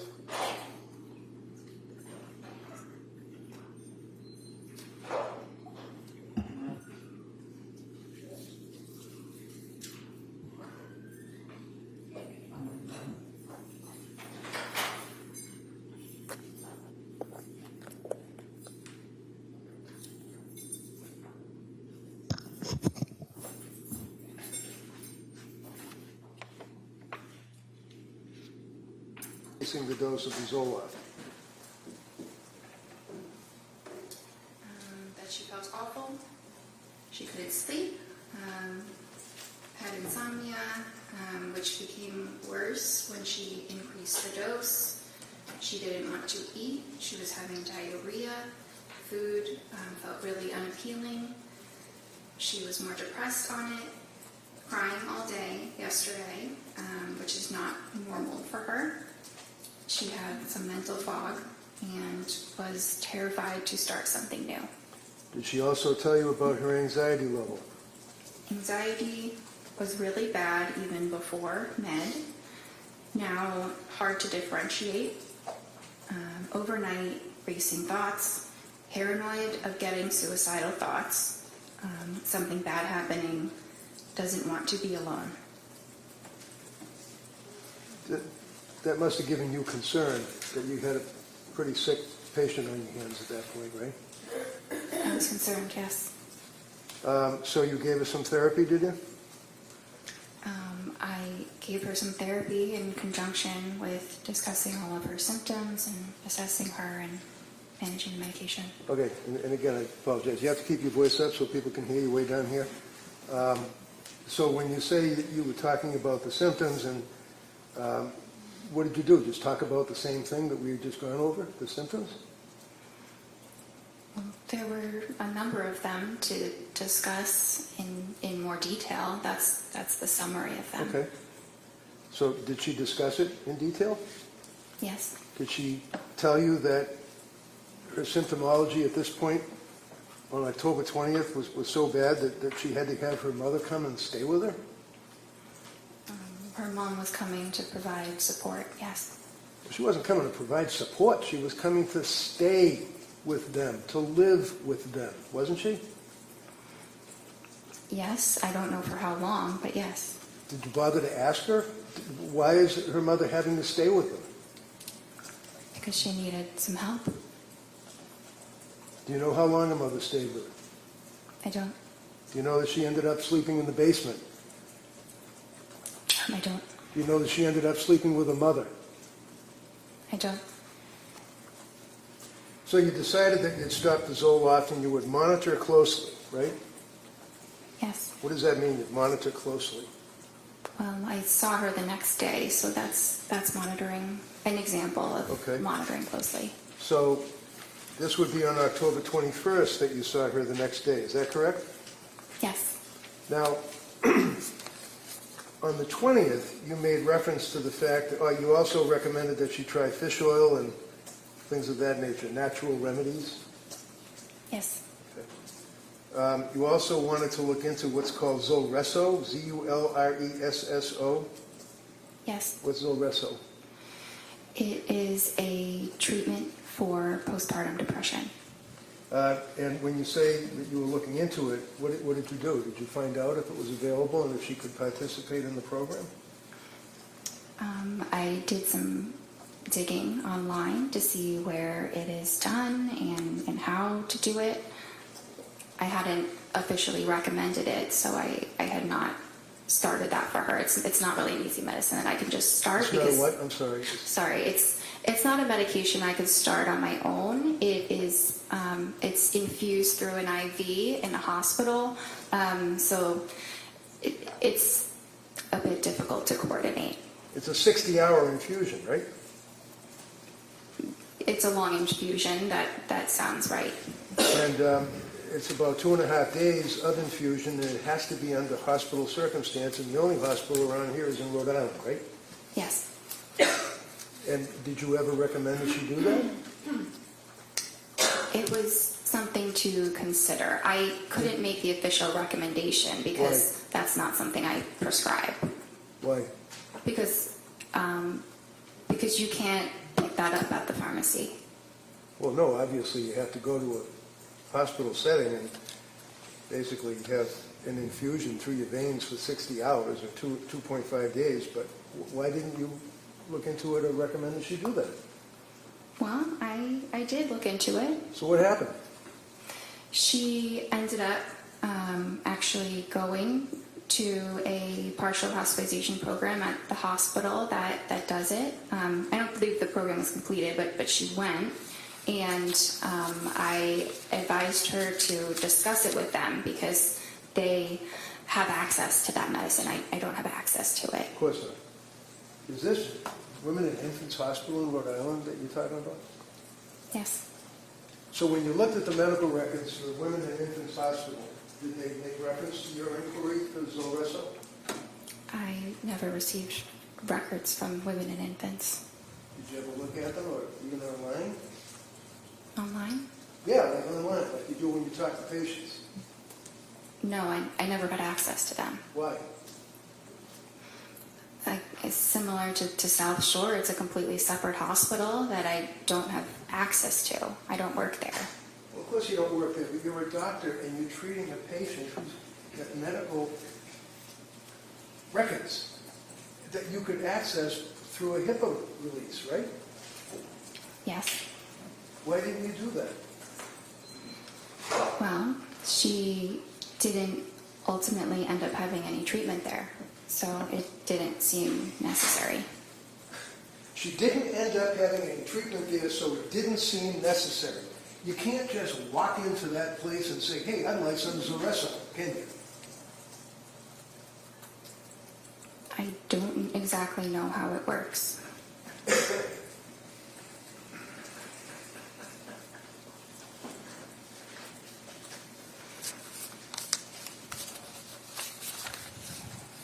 And then again, on that date, which would be October 20, when the jurors are looking at the records, you checked off the boxes again on objective findings, mental status exam, appearance, speech, things of that nature, correct? Yes.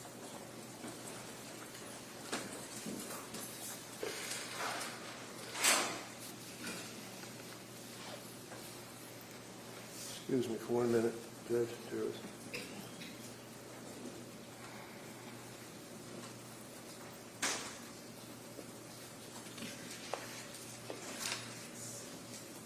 So when she was telling you on that date that she was in quoting your record, paranoid of getting suicidal thoughts and something bad happening, doesn't want to be alone, what did she mean by that?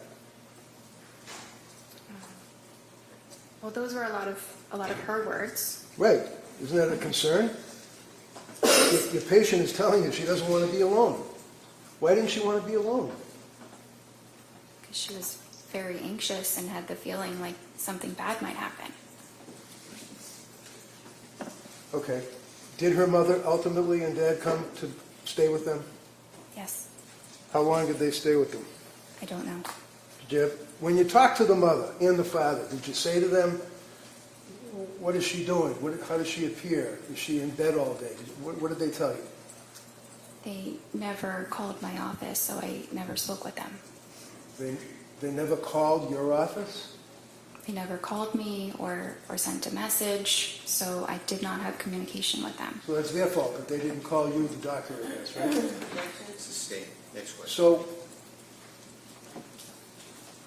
do you think maybe it would be reasonable if you're the doctor and you're investigating your patient's symptomology that you might, when you know that the parents are staying with her, that you would make a phone call yourself? It's not typical when you have an adult who is able to advocate for themselves to speak with their parents. So while she is telling you about her symptomology and tearfulness and crying and unable to get up and anxiety and the medications and the mental illness that she had, you felt that she could advocate for herself? Yes. Okay, on the television, on the computer. Yes. The next time you saw her was on October 26th, is that correct? and you can pull up your record. Yes. Now, and if you look again at the interval history where you put down what's going on in the patient's life at that time, this is when she indicated that she's back to where she felt that she was before Zoloft, which was not great, and that you guys were considering a new medication. Is that right?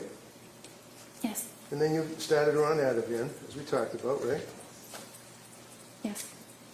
And then you started her on the buspirone, right? Well, she had already been started on the Ativan, and then we added the buspirone. So my question was, you started her on buspirone, right? Yes. Okay. And also you added hydroxyline as needed, right? Yes. And you continued the Ativan, correct? Yes. Did you discuss side effects with her at that point? Yes. Did you also discuss starting Remeron or pregabalin? Yes. What did you tell her about Remeron and pregabalin? I don't think I went into any detail about those medicines, just that those might be things to consider in the future. And then you saw her on October 31st, right?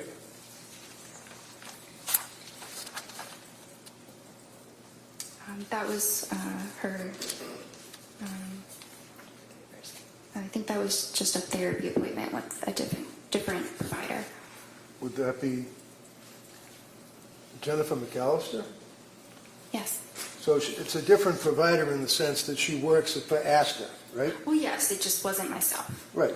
So on October 31st, they did a suicide assessment, or she did, right, McAllister? I wasn't there. Well, I know you weren't there, but these are medical records that have been introduced into evidence that the jury's going to have in the jury room. Objection, is that a question? No, good. Next question. McAllister did a suicide assessment, apparently, right?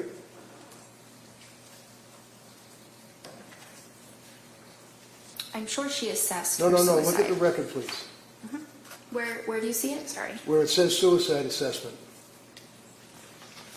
There's only 4 pages for October 31st. Yeah. Well, actually, there would be 8 because it's 2 sides. So that is the assessment that you go through. If somebody reports any thoughts of suicide, then you ask those questions, which go into a lot more detail about them. So here you have a patient who's already reported to you as a psychiatrist that she's got suicidal ideation, worried about suicide, worried about killing herself days before October 31st, and a suicide assessment was done by McAllister, right? I wasn't there. You would have to ask her. Well, maybe I will, if she Okay. comes in. Okay. Why don't you tell me what the record shows? Did they do a suicide assessment? Did she check off the little boxes? I'm looking for that section.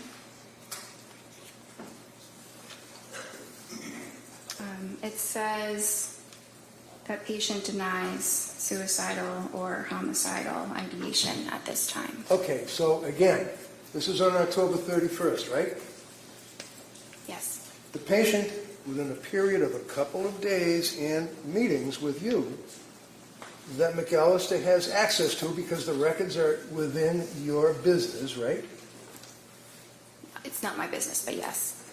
Has reported suicidal ideation and fear and dwelling about killing herself and afraid of those thoughts, right?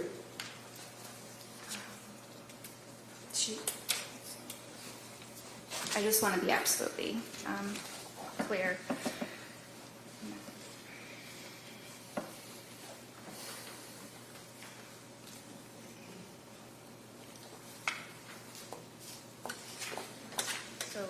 So yes, a little Yes, the while answer is yes. earlier, she had voiced those concerns. Right. So as a result of voicing those concerns, is it your understanding that McAllister did not do any of the suicide assessment questions because Lindsay reported that she wasn't suicidal? It appears that she asked about suicidality. Right, you already told us that. I'm asking you about, excuse me, she's not, Hold on. Ask the next question. Go ahead. thank you. I'm not asking you, you've told us 3 times now that she said she was not suicidal when she spoke to McAllister. I'm asking you about the suicide assessment for the 3rd time. You see it in front of you? Yes. Okay. Can you tell me, did Lindsay answer any of the questions that were asked over the 2 pages, possibly 3, of the suicide assessment? Yeah, 3, done by McAllister. I don't see anything written here. So was there a suicide assessment? I don't know because I wasn't there. I don't know what the And conversation you don't know from looking was. at the records, right? From looking at the records, I don't see evidence of additional suicidal questions beyond asking if it was there or not.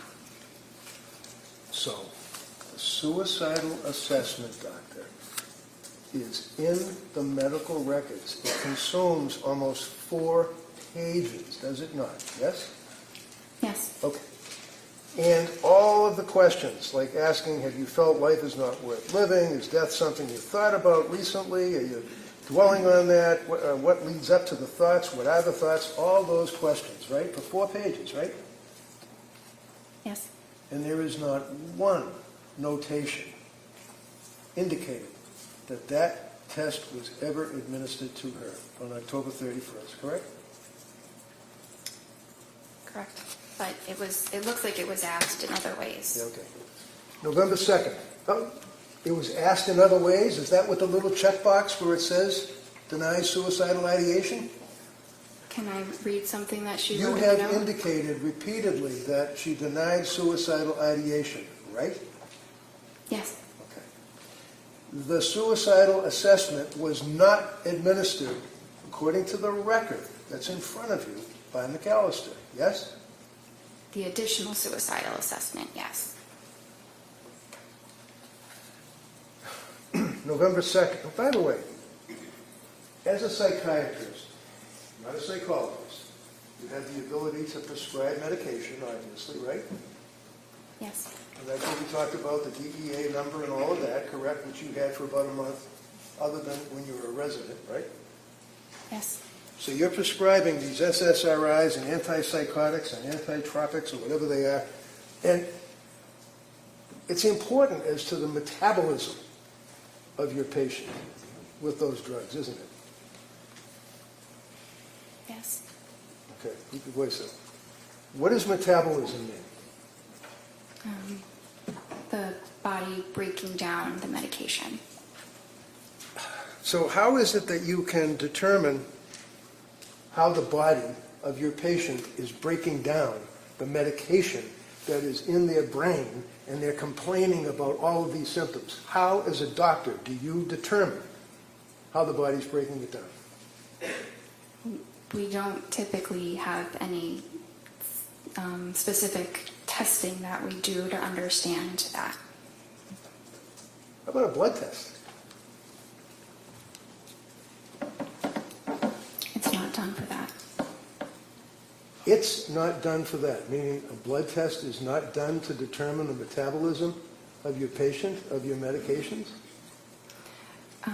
Are you referring to genetic testing? No, I'm asking about the metabolism. I'm not talking about genetics. I'm talking about the metabolism of the SSRIs in her body. Okay. You can tell that metabolism rate through blood testing, right? Not in the way that you're describing. Okay, what way would it be? There is genetic testing that can give information about metabolism. Like what? It can talk about different enzymes that a person might have to suggest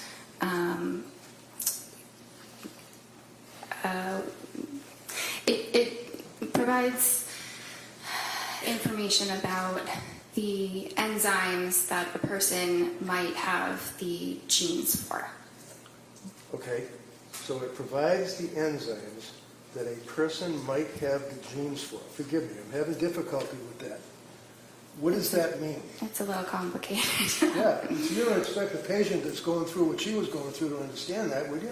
No, Did you guys do the enzyme test? they are not typically done Why? because, again, it's genetics. Does and insurance cover it? Objection, she's in the middle of answering. Finish that answer and I'll allow follow-up. Go ahead, Doc. So it's not as simple as testing for an enzyme or not. You can test someone's genome, like we have the ability to test the entire human genome now, but which is great, but the clinical use of that is not there yet. So while we can test these things, it does not yield meaningful clinical information, so it is not commonly done.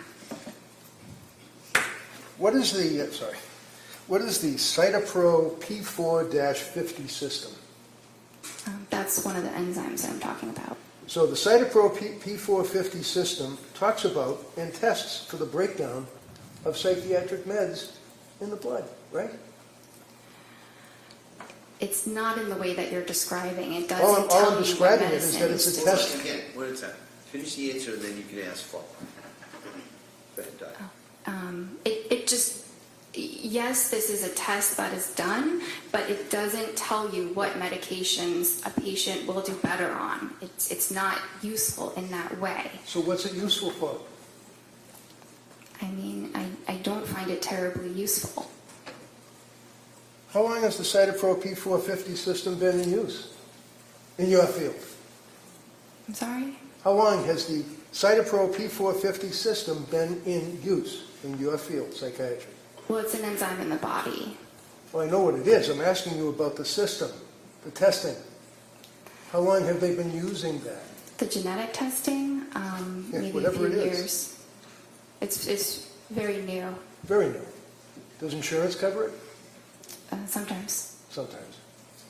So it is nevertheless a legitimate test to determine the breakdown of psychiatric meds in a patient's blood, correct? It exists, yes. It exists. Well, it exists, but you didn't use it, right? It would not have made a difference In what? In your opinion? in her treatment. Because you go by the checks in the checkbox and what she self-reports, right? No, not just the checks in the checkbox. Oh. In any event, tell me about the thyroid. The Tell me thyroid, about the thyroid. it's an organ in the human body that regulates hormones.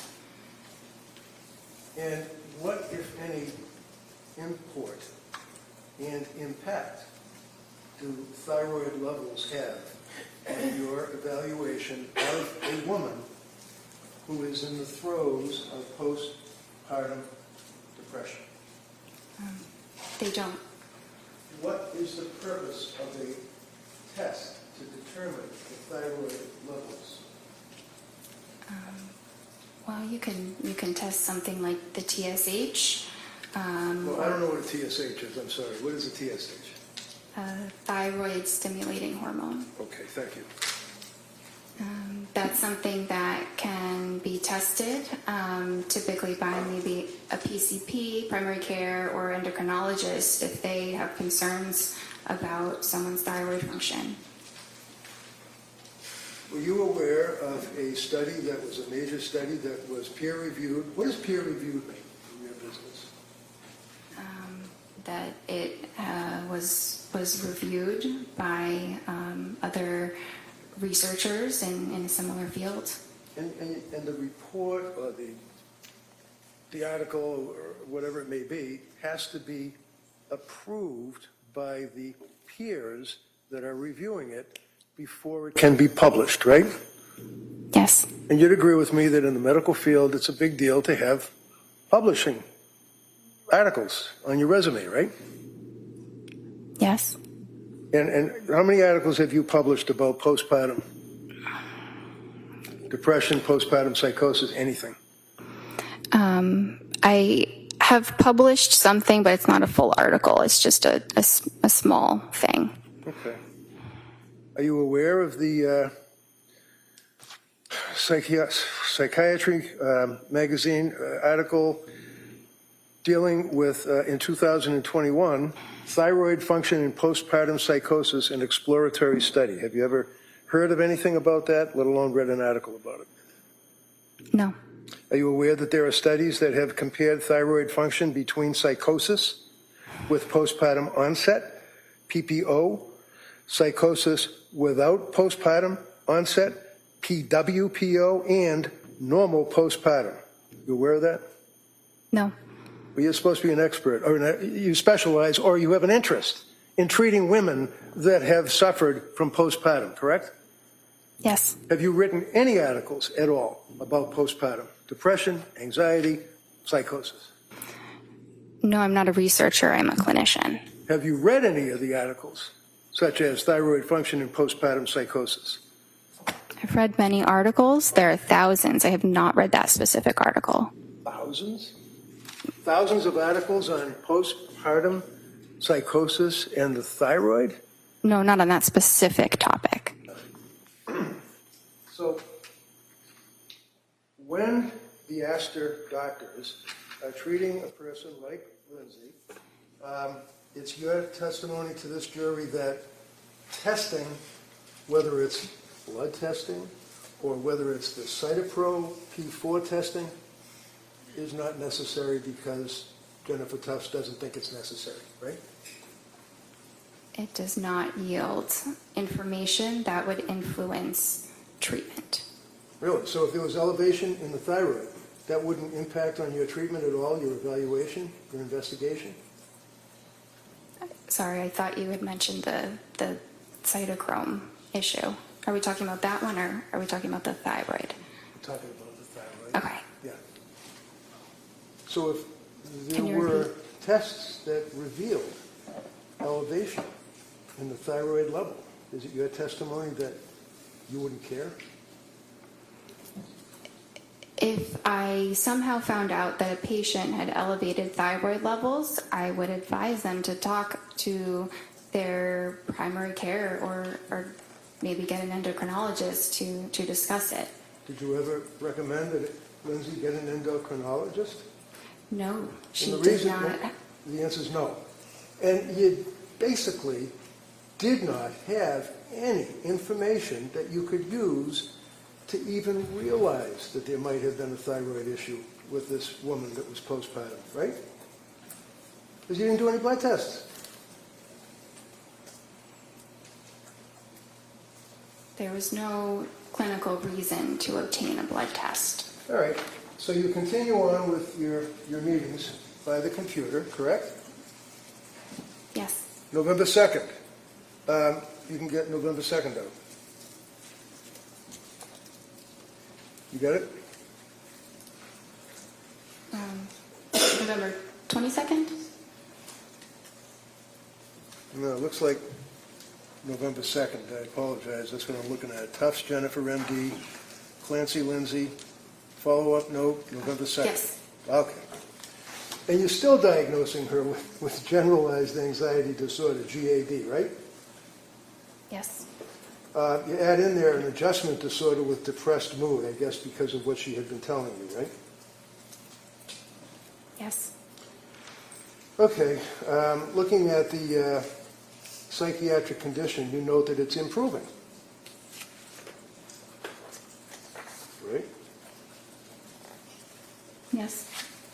And then you determine that you will decrease the Ativan to 0.75 milligrams for 2 weeks, and then decrease it to 0.5 milligrams for 2 weeks, and consider alternatives for sleep anxiety. Is that correct? Yes. And then you note if she's having urges to harm herself or others, to go to the nearest emergency room and call 911 and things of that nature, correct? Yes.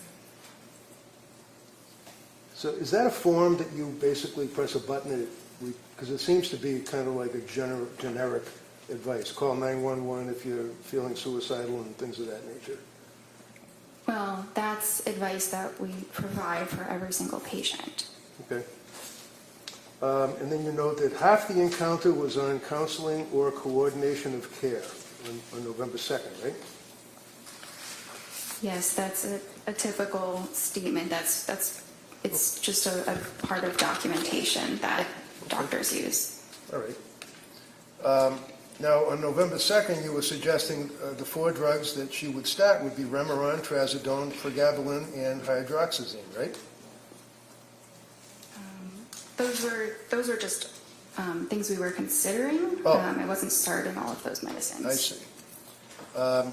On November 22nd, now that would be almost 3 weeks later, right? You saw her, right?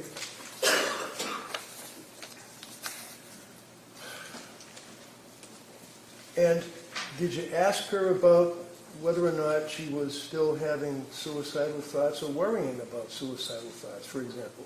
Did you ask her that? Yes, And how do you know that? Because the box is checked? it's written in my note. What does it say? Patient denies SI. Okay. What did you ask her about that? I don't remember the exact words, but I know that I asked about that. Did you ask her about how things were going at home with the mother and father staying there? That I don't remember. I didn't document how her parents were doing. Okay, well, I don't really care about how her parents were doing. I'm asking about whether or not you asked her how it was working out while her parents were there helping out. If you did, fine. If you didn't, that's fine too. Yeah, I don't think that I did. In this Okay. appointment, Okay, that's all. That's fine. December 1st was the next appointment, correct? And you can look at the interval history. Yes, Now, on that December 1st appointment, this is after she had transferred to South Shore. yes, She disclosed to you that she had been seeing South Shore, right? yes. We already talked about the fact that you never got the records from South Shore, so you don't know, other than what Lindsay reported to you, what medications she was on, right? Right. I knew what she was telling me. Right, and she told you that she was doing the Ativan taper, right? Well, she said she had tried doing that, but that then she was having worse sleep. Having difficulty sleeping is what she indicated to you, right? Yes. And she tried other meds that you had suggested, but stated that she was having difficulty with those meds, including trazodone, right? Well, the trazodone she didn't have a problem with. It just didn't seem like it was particularly helpful. Right. Did you prescribe the trazodone or somebody else? This was somebody else. So, do you know what the milligrams were that she was on? It says she tried between 50 and 150 milligrams. All right. Now, did she at some point try Remeron? She said that she did. Did you suggest in your discussions that she try Remeron? No, I did not. Did she indicate to you that she had rebound anxiety and intrusive thoughts, that she was going to die? Do you recall that? Well, she said worse depression and intrusive thoughts. Okay. Did she tell you what the intrusive thoughts were? It was the feeling like I'm going to die. Did she then have a script for Prozac, 10 milligrams? That's what she said. And she said that she couldn't sleep and had worse sleep, so that had to be stopped, right? Yes. She had, then she tried. She was on Klonopin, right? Yes. And what is Klonopin? It's a benzodiazepine. And on December 1st is when she told you, again, that she was close to having suicidal ideation, feeling hopeless. Do you recall that? Yes.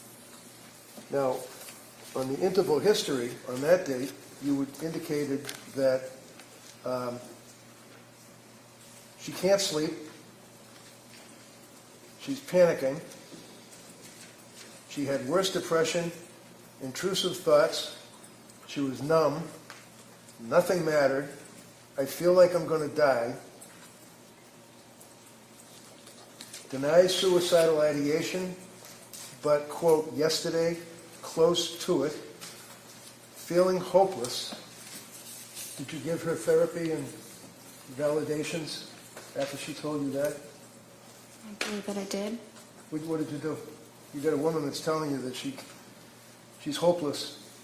She doesn't care if she dies. She can't sleep. What did you do to validate on your therapy? Well, I told her that this was something that we could address, that there was hope, that there were treatments, and there are different types of treatment programs that are more supportive, like partial hospitalization programs. So she knew that she still had options and a reason to hope. Did you ever suggest to her that maybe you ought to come in and see me rather than talk on the computer? Talking with her over the video did not seem like an issue. It didn't seem like there was anything that I was missing or that there was any need to see her in person. Now, you'd agree with me that in December of 2022, COVID was all done, right? It wasn't completely all done. Were you still nervous about dealing with people and wearing masks and stuff, or were you able to sit down and talk to somebody face to face? We were definitely feeling more comfortable about being face to face with people, but I think, it was still something that we thought about. You discussed trying Seroquel with her at that point, right? I didn't really discuss it. She had told me that was something that she had discussed with her other provider. So, looking at your notes, does it say also discussed trying Seroquel alone tonight? Your notes say that? It says yes, What but is I wasn't making a recommendation about the Seroquel. It was just a medicine I was providing her more information on. So you were telling her about the Seroquel?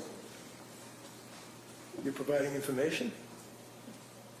Yes, we were talking about the Seroquel Right. Why?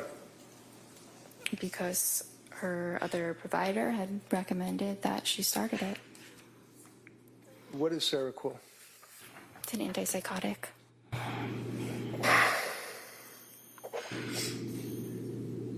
You also discussed with her the possibility of undiagnosed bipolar disorder, did you not? It was discussed. And undiagnosed bipolar disorder was, in your opinion, as a result of not a reaction, but extreme reaction to the SSRIs, right? Not as a result of the SSRIs, but that Does your note say, and I quote, also discussed possibility of undiagnosed bipolar disorder given extreme reaction to SSRIs and insomnia, period. Does it say that? Yes. Those are your notes, right? Yes, the way you were saying it made it sound a little bit different before, but that's exactly what I wrote. I read it directly from your note, right? How did That I make time- it sound different? I don't know. It sounded different the first time you said it than the second. So did she have bipolar? No. Did you make that decision that night, that day? I assessed that with her pretty much every time that I saw her, and she never had mania. What about mood stabilizer like Lamictal? Did you discuss that with her? Yes. What is Lamictal? It's an anticonvulsant, but it's used in treating mood disorders. So what was the end result of your meeting with her on December 1st? What did you guys do? Did you give her any recommendations, advice, anything? Yeah, well, so at this time, I was not prescribing her medications, but I was still concerned, not concerned enough that she was at imminent risk of hurting herself or anybody else, given what she said. But we had a plan for her to pursue a partial hospitalization program. Where was that? Well, the one that I had recommended was HRI. What is that, HRI? It's a hospital in Brookline. And did she ultimately go to another hospital? She ultimately went to the Women and Infants Hospital for one day. And those are the records that you didn't get, right? Correct. Okay. And you decided that she did not have bipolar disorder because, in your opinion, she did not meet, and I quote, the criteria, right? And that would be the criteria in the DSM, right? Yes. And the DSM, of course, is the Diagnostic Statistical Manual, Roman numeral 5R, meaning text revision, right? Yes. Is that what you were using back then? Would be this thing here, DSM-5, TR? This is the DSM, right? It's like a cookbook, right? It's more of a guideline that we use to, to help us in our treatment, but it's not the psychiatry Bible that people sometimes think that it is. Right. Hypomanic bipolar disorder. How many days does that require under the DSM? A hypomanic episode lasts for at least 4 days. And is that per the DSM? Yes. Remember on Friday you said that the most important criteria is 7 days with continued high energy levels? Yes. So is it 7 days or is it 4 days? And who says? Well, mania is 7 days. Hypomania is 4.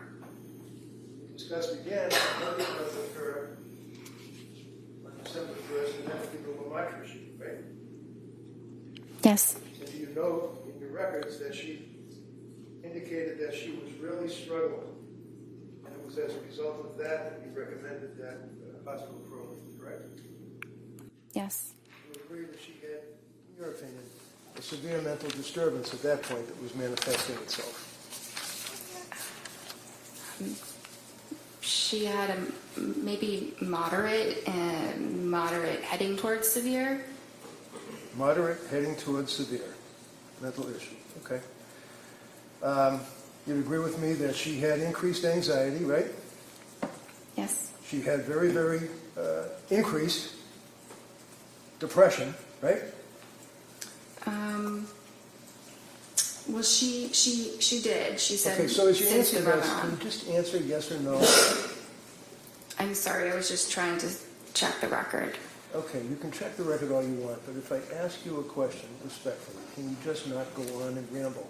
Answer yes or no, that's all. It's sometimes impossible to do that. All There's- right. So- Here, if you can't answer yes or no, just say you can't answer yes or no. If you can answer yes or no, answer yes or no.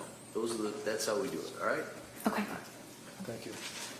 Now, mental issues like anxiety that was diagnosed, the depression that was diagnosed, and the fact that she indicated yet again that she was close to suicidal ideation, quote, worried about suicidal thoughts, but you indicated that she wasn't suffering from suicidal ideation on that date. Is that fair? She denied it. But she told you that she was worried about suicidal ideation and having suicidal thoughts, right? Well, this was the time she said she was worried that she was close to having suicidal thoughts. So did you ask her, what does that mean? Does that mean that she's standing at the edge of the stairs and she's thinking about falling down the stairs, or what? What does that mean, close to suicidal ideation?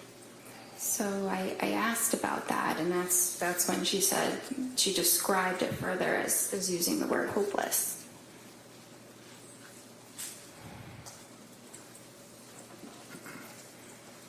So did you prescribe the lamotrigine on that occasion or no? No.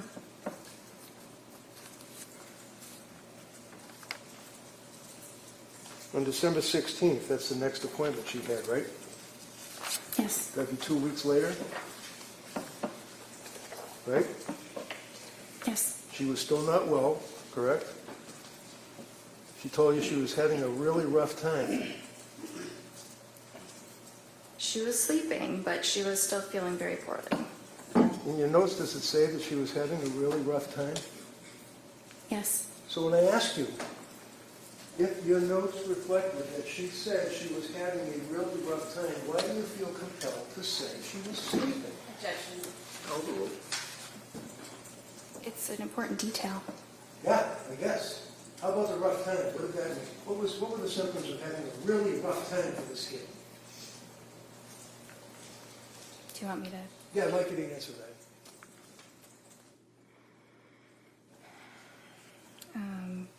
So finally works, referring to the Valium and quetiapine, but very depressed during the day, no motivation, some SI. Do you want me to continue? Sure. Went to MGH emergency room for SI, declined inpatient, feeling hopeless, no intent or plan, and feels like depression related to Seroquel. Okay. Now, that's the question on Friday that, well, strike that. So what was the SI, suicidal ideation? Yes.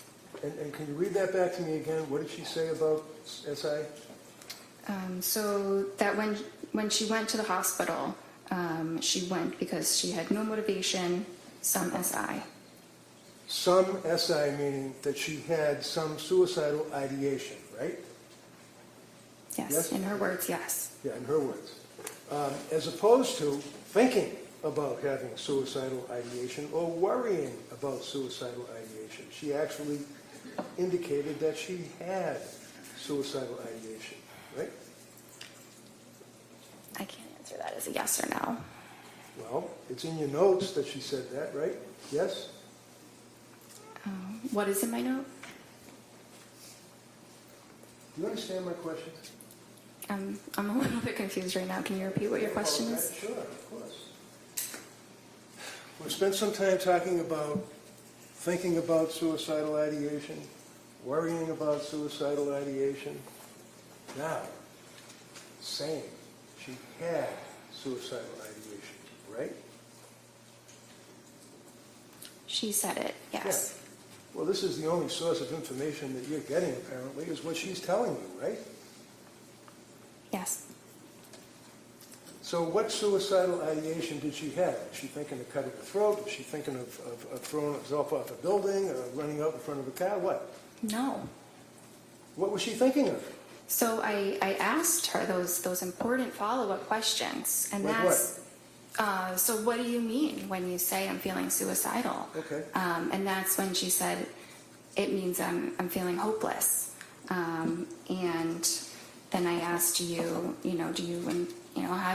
have intention of hurting yourself? Do you have a plan for hurting yourself? And she denied those. And that's where you left it? I'm sure more was said, but that's the most important part of that clinical encounter. And did you give a therapy by the computer on that date, too?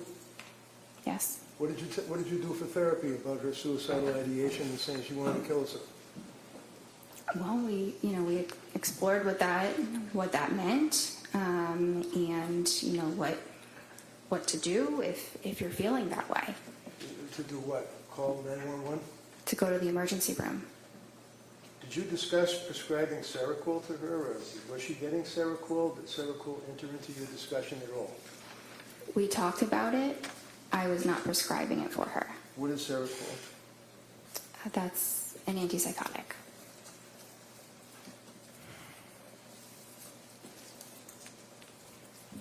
So, at the conclusion of your meeting on December 16th, basically what you took away is that she had now increased to suicidal ideation, was feeling hopeless, all the rest of the things that we've talked about, and then she just moved on, went home?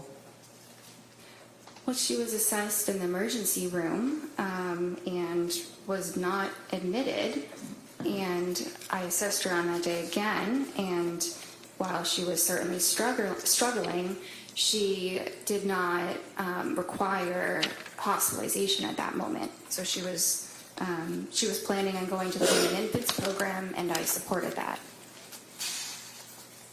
Did you know that around that time she confessed to her husband that she was having now thoughts of harming the children? No. Would that have been something you were concerned about?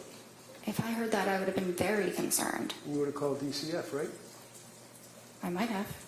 And when you spoke to Pat, did you ever ask him what his observations were of her spiraling into November and December? Not that one time that he stuck his face on the computer and talked to you. Did you ever talk to him? He never called me again. Or he never called at all. I never spoke with him again. So he is a husband of a woman, just had a baby, was postpartum with all of these symptoms that we talked about, all of the drugs that you were prescribing, and that she was dealing with trying to get help. You never talked to her husband about what he observed? Because he didn't call you? Well, we did speak on that visit, Which visit? the 16th.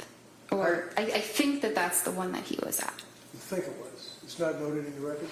It's not noted, but I remember some of what we talked about, and so in reading that record, it seems like that's the likely one that he was at.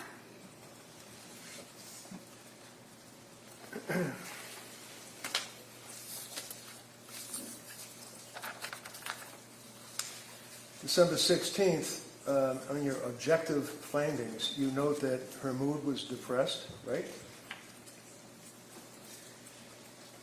Yes. And what does that mean? Did she just say, I'm depressed, or did she give you symptoms? I mean, you checked the little box. Yeah. Yeah, it means she's saying that she's depressed. Okay, so you're the doctor, you checked the little box. What did your patient tell you about her symptoms that she was depressed on that date? Was she crying? Was she able to get out of bed? Was she worshiping at the porcelain god? What was going on in her life? She said she was having a really tough time. Her affect was flat, right? Yes. And again, depressed, you check it off twice. One under mood and one under affect, right? Yes. And then next page it says recent lab work. That wouldn't be blood testing, would it? I mean, does ASTA do blood testing? We don't have a phlebotomist or a lab, no. Well, why does it say recent lab work typed into your form where you check off the little boxes? And that's something that auto-populates. It's a template that, It's a you know, what? many different, it's a template. The whole note is something that psychiatrists or at, you know, probably all across the country use. Probably. You can't diagnose someone's illness by a template, though, can you? No, You filled in, no lab results were found, right? there were none in the computer, yes. I didn't type that in, though. It So who typed it in? auto-populated. It was auto-populated. So on the next page where it talks about symptom goals, treatment goals, I'm sorry, symptom reduction and improve functioning. What does that mean? Symptom reduction is to have fewer mental health symptoms, and improved functioning means, you know, improved, you know, day-to-day life functioning, you know, things that she's doing in her daily life. Really? Did you tell her all that? You get a Yes. young woman that's obviously mentally ill, very sick. She's deteriorating, whether you like that word or it's automatically imported. What, on that date, did you do? Never mind all those words you just said. What did you tell her on the television or the computer? I told her to go to the partial hospitalization program, and if she was having more suicidal thoughts again, or felt like she was at risk of hurting herself or anybody else, that she should go immediately to the emergency room. How long did that meeting take? Probably about 30 minutes. And was that the therapy that you provided, telling her to go to the emergency room? I mean, that was probably a component. So the plan, excuse me, on December 16th was to follow up with women and infants, right? Yes. Did she? Yes. Do you know when? I don't know What does exactly that the mean? day. Shortly know? after. Then you were considering a brexanolone or brexanolone infusion, right? That's the Zulresso. That's the same thing in Rhode Island, Yeah. okay? And that didn't go anywhere, right? That's the No. end of that. It says start Lamictal, 25 milligrams daily, right? Yes. Continue Seroquel, right? What was the milligram for the Seroquel up to at this point? Well, she had told me it was 200. Well, That was was, it- that, was it? I did not write that prescription, so that's what her provider had prescribed her. Okay, so you can ask somebody to show me the pill bottle, you can ask somebody to show me the CVS receipt, you can ask somebody, you can call to verify, right? I could. Yeah. But anyway, she said that she was on Seroquel 200 milligrams, right, and had stopped with the Valium, right? Yes.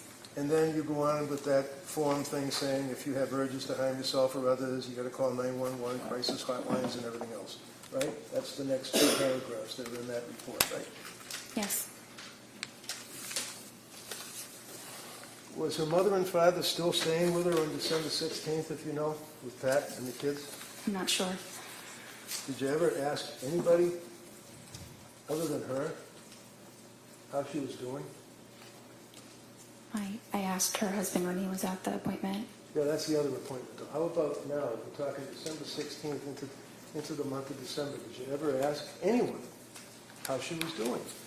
Well, I think he was at that visit. You think he was at the visit? How did he tell? What did he say to you about how she was doing? He said she wasn't doing well. She's got an objection, Judge. Objection. Overruled. Go ahead. He said she wasn't doing well. Anything else? Yeah. He felt that what might have been, his opinion was that it was related to when she started the Seroquel. And he basically said you guys are turning her into a zombie, right? Objection. Are those his words? I don't have that written. He may have said that. Does that kind of hit you, though? You might remember that. You might have been, as some people worry about suicide, you might be thinking in your brain that he did say you're turning her into a zombie. Possible. It's very possible. Okay. Excuse me. Next meeting after the December 16th, was it? Is it Yes. December 16th? Is that what we were just on? Yes. Okay. The next meeting was January 6th? Yes. Okay. And how does this happen? Does the patient call? I know you don't set up these appointments. Somebody has to deal with somebody in administration or whatever. But do you, like on December 16th, say to Lindsay, call me or set up an appointment for January 6th, or do they have to do it themselves? So at the end of an appointment, I typically will schedule their next appointment. So did you schedule January 6th? I think that one she scheduled herself. Yeah, that was the day after she got out of McLean, right? Yeah, usually the hospital coordinates the discharge appointment. Well, if I tell you that, in fact, the hospital told her to set up the appointment, and that within an hour, she set up the appointment. Is that in your notes? It's not in my notes, no. Do you remember that? That was a pretty big deal that she was in McLean, locked wards for 4.5 days, right? Yes? And she's your patient, and she's really gone downhill bad, right? Yeah, she wasn't doing well. And she admitted herself to the locked wards at McLean, right? Yes. And what was the diagnosis at McLean? I believe they diagnosed her with major depression. Did they recommend any medication? They took her off of the Seroquel. They took her Off of it. off. Okay. So, did you look at the McLean records? Yes, definitely.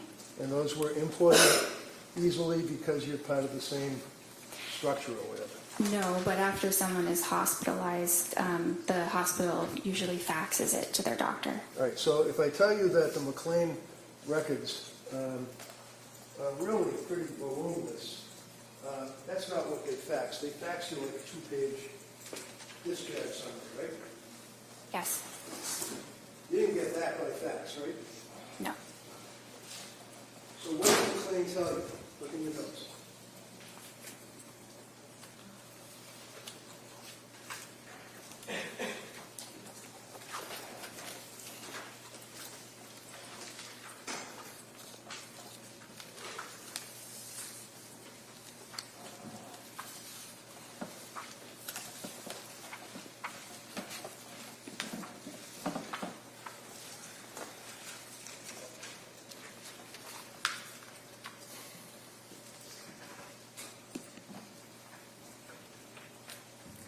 Which part do you want me to read? Did you ever have her sign a release from McLean? Did you ever get access to the McLean records? I had access to the discharge summary. Okay, so put the discharge summary aside, because that's what they faxed you, a couple of pages. What about the records? No, but that's typically not No, done. never mind typically. The answer is no. You never got the records, right? A discharge summary is a record. Did you talk to the doctor that discharged her? No, no one called me. Know what? No one called me. I wasn't notified about the hospitalization until she was discharged. So you just sit there behind your computer and wait for people, Patrick, wait for the doctor from McLean, wait for the sick person who's the patient to call you? And if these people don't call you, it doesn't exist apparently, right? No, not exactly. I had no way of knowing she was even at McLean. Well, you did once she got discharged, right? Yeah, but that was after the fact. Right. So did you care why she was in McLean? Of course, And why was she in McLean? because she was depressed. And what was the, does your record indicate that she was discharged yesterday under interval history?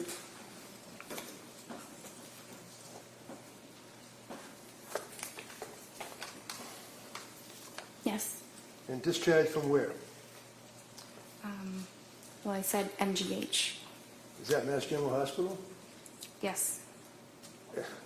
And she was currently on trazodone? Yes. She indicated that the goal was to come off Seroquel, Yes. and she described herself as still being very numb. Yes. She couldn't sleep, right?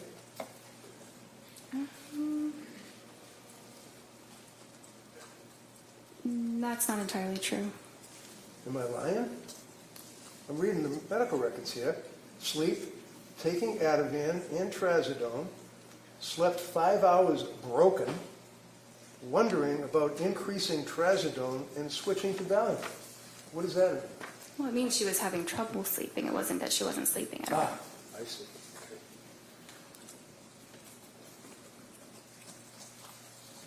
So was the trazodone increased at that point? Yes.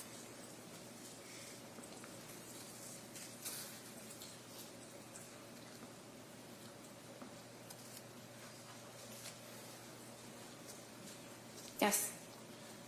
How about on January 9th? Did you see her through the computer or whatever then? Yes. And did you prescribe medication to her on that date?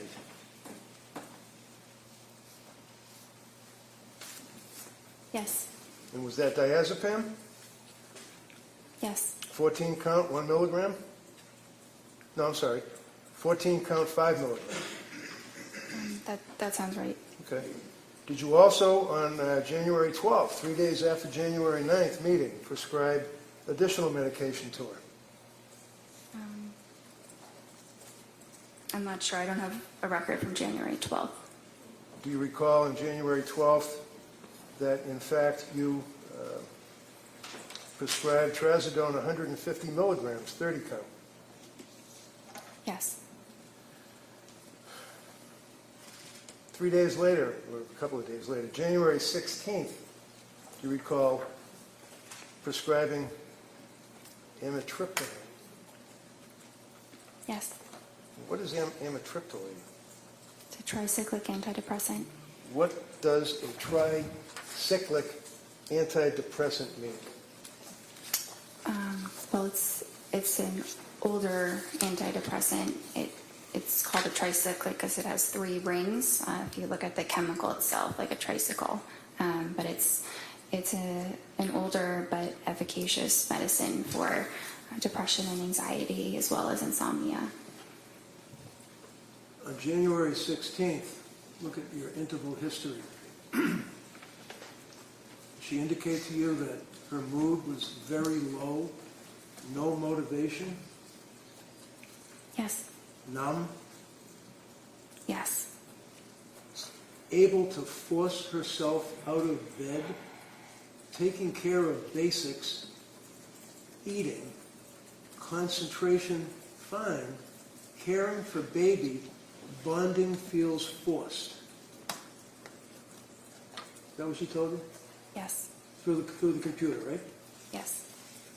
What did that tell you? Were you concerned about this woman postpartum well within the year from the CDC at that point with these symptoms that she's telling you about? I was concerned that she was depressed.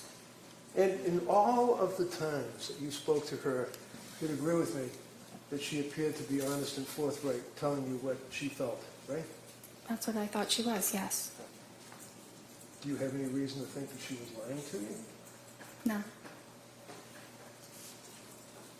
Diazepam taper on January 16th, 5 milligrams last 2 nights, slept for 4 hours, and then a light sleep, maybe 2 hours, stretches.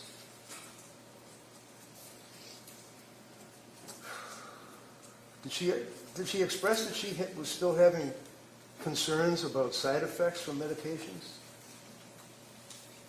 Not at that point. So what does ROS mean under interval history that we're looking at? Review of symptoms. Okay. And then it says, patient denies SIHI, that'd be suicidal ideation, homicidal ideation, correct?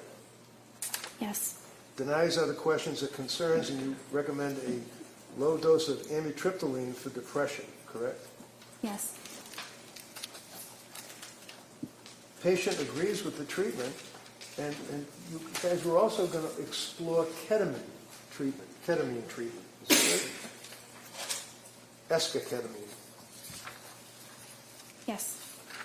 Now, did you know that she was on her computer looking up medication after medication after medication after medication, treatments, ketamine treatments, and all that? Did you know that? No, Did you ever ask her whether or not she was looking up the symptomology of pharmacology and having interactions between drugs? no, January 23rd, you had that meeting, correct, with her? yes, And this is after, obviously, excuse me, the January 16th appointment. And in the January 16th appointment, she told you that her mood was very low, and that's the worst that she ever reported her mood to you. Isn't that right? on the 16th. Yeah. I don't know if that was the worst it was ever reported, but it was certainly bad. And you didn't recommend that she have a hospital evaluation, did you?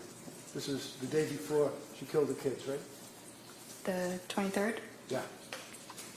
it was the day before. You didn't recommend a hospital evaluation, did you? No, there were no, The answer is no? no, They'll ask you all the questions they want. Okay. Your answer is no. January 23rd, Friday, you testified that she said her mood was depressed, and you noted that her affect was depressed and flat, right?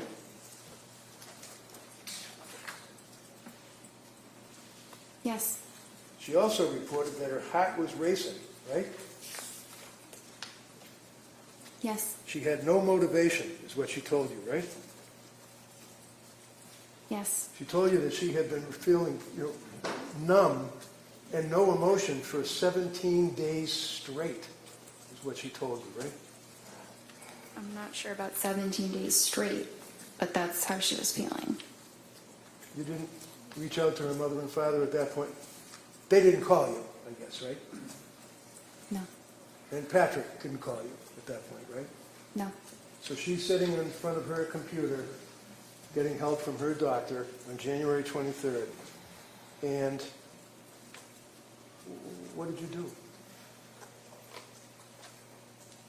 well, I thought about how I could best help her, the medicines that she'd tried and what her current symptoms were, and it made sense to slowly titrate the amitriptyline so that we could get her to a dose that reduced her depression so that she would feel better.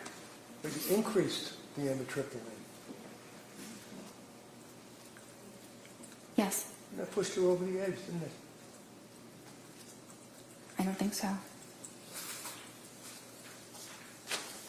all parties are present, including the defendant and including the 18 jurors. All right, thank you, Madam Clerk.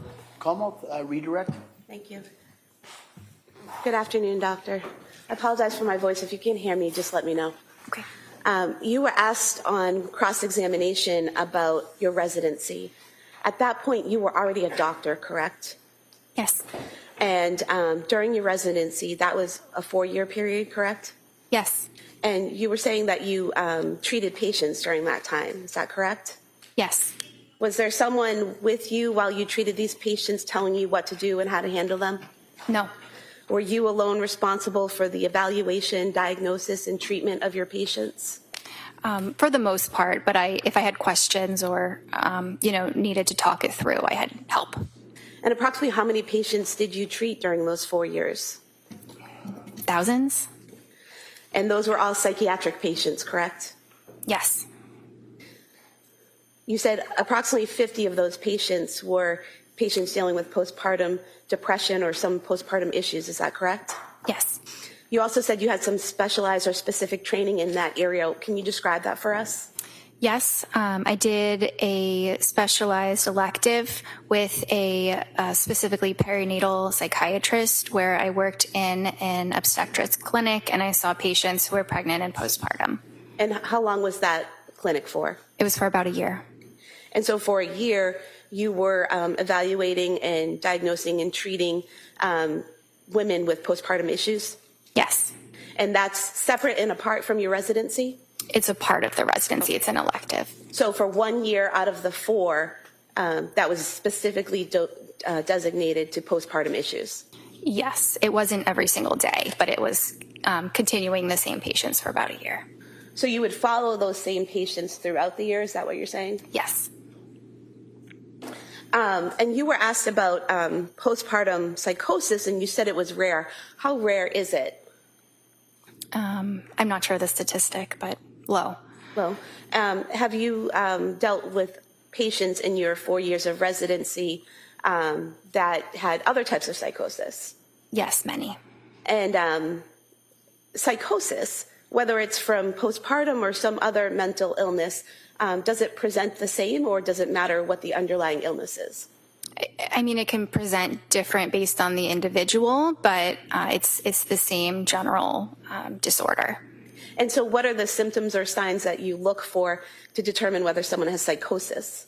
So you look at them, you assess their appearance, are they disheveled, and then you look at how cooperative they are, how they're engaging in your interview, are they answering your questions or maybe refusing to answer your questions, maybe being very aggressive.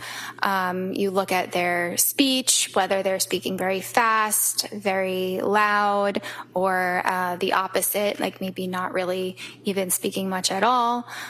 You look at what their thoughts are like, and we assess thoughts by what they're saying. That's how we know what people are thinking, and whether what they say makes sense linearly, or whether someone's jumping around and you can't follow them.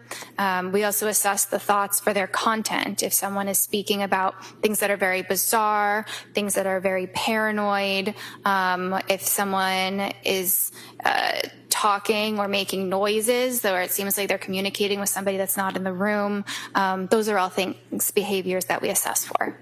So although you'd never treated someone with postpartum psychosis, you had evaluated, diagnosed, and treated people with other types of psychosis. Is that correct? Yes. Did you see any signs of psychosis in any of your interactions with Lindsay Clancy? No. Defense counsel mentioned that part of your residency was during COVID. Did mental health issues just stop during COVID? Of course not. They often got worse. And so it's fair to say you still kept busy seeing patients on a daily basis? Yes. You also mentioned that some of the patients you saw in your residency, it was outpatient care. Is that correct? Yes. Is that similar to the care you were providing to Lindsay Clancy? Yes. And was that all 4 years you were providing outpatient care to psychiatric patients? For 3 of the 4. You were also asked about telehealth. Is telehealth appointments in psychiatric care standard in the industry? Yes, And how long has that been standard? since COVID. And is it a fairly common and accepted practice at this point? Yes, Most of the session, for a psychiatric session, you're talking to someone, right? yes. Does looking at someone through a computer screen somehow inhibit how you hear the answers No, it does not. or inhibit the way you ask your questions? No. And defense counsel asked you about, not being able to see below the waist someone's shaking or moving, but if someone's sitting and they're bouncing, can you see it elsewhere? Can you see other movement? Yeah, sometimes it can reverberate in different parts of the body. You were also asked about the Edinburgh scale. You said you don't use it, right? Yes. You said you use the PHQ-9. Why do you use that instead of the Edinburgh scale? It's not my choice. That's the practice at Astor of what we use. And the PHQ-9, what does that look for? It assesses various symptoms of depression. And postpartum depression, are there questions on the PHQ-9 that look for the signs and symptoms of postpartum depression? Not specifically postpartum depression, but the symptoms of postpartum depression are symptoms of depression that occur during postpartum. It's the same symptoms. So the PHQ-9 is asking the patient questions that would reveal whether or not they might be depressed, but not whether or not they just had a baby. Correct. And then with your interaction with the patient, you're able to know whether or not they are in the postpartum phase. Yes. And so would it be fair to say that you take the PHQ-9 plus the information you learn from the patient, put it together and come up with a diagnosis? Yes. When you take a history from a patient, you were asked about taking history from Ms. Clancy. How important is it that the patient give you accurate information? It's very important. And why is that? Well, that information is being used to make treatment decisions. And a lot of things can be assessed, the things that I described before. That's very helpful, but we can't see what someone else's thoughts exactly are. So the person does have to tell them to us. And would you agree that people in the medical field, such as nurses, are acutely aware of the necessity of an accurate medical history and symptom presentation? Yes. You mentioned that the defendant was able to advocate for herself. In what ways did she show you that? In scheduling her own appointments, in presenting herself to the emergency room when things were really not going well,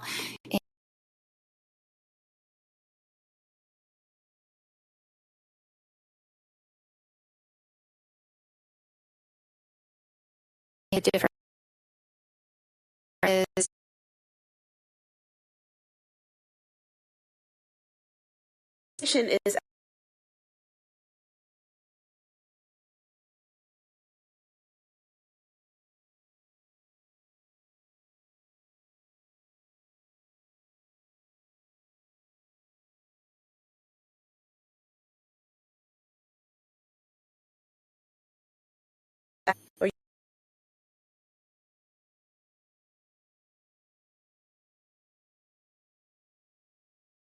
therapy sessions?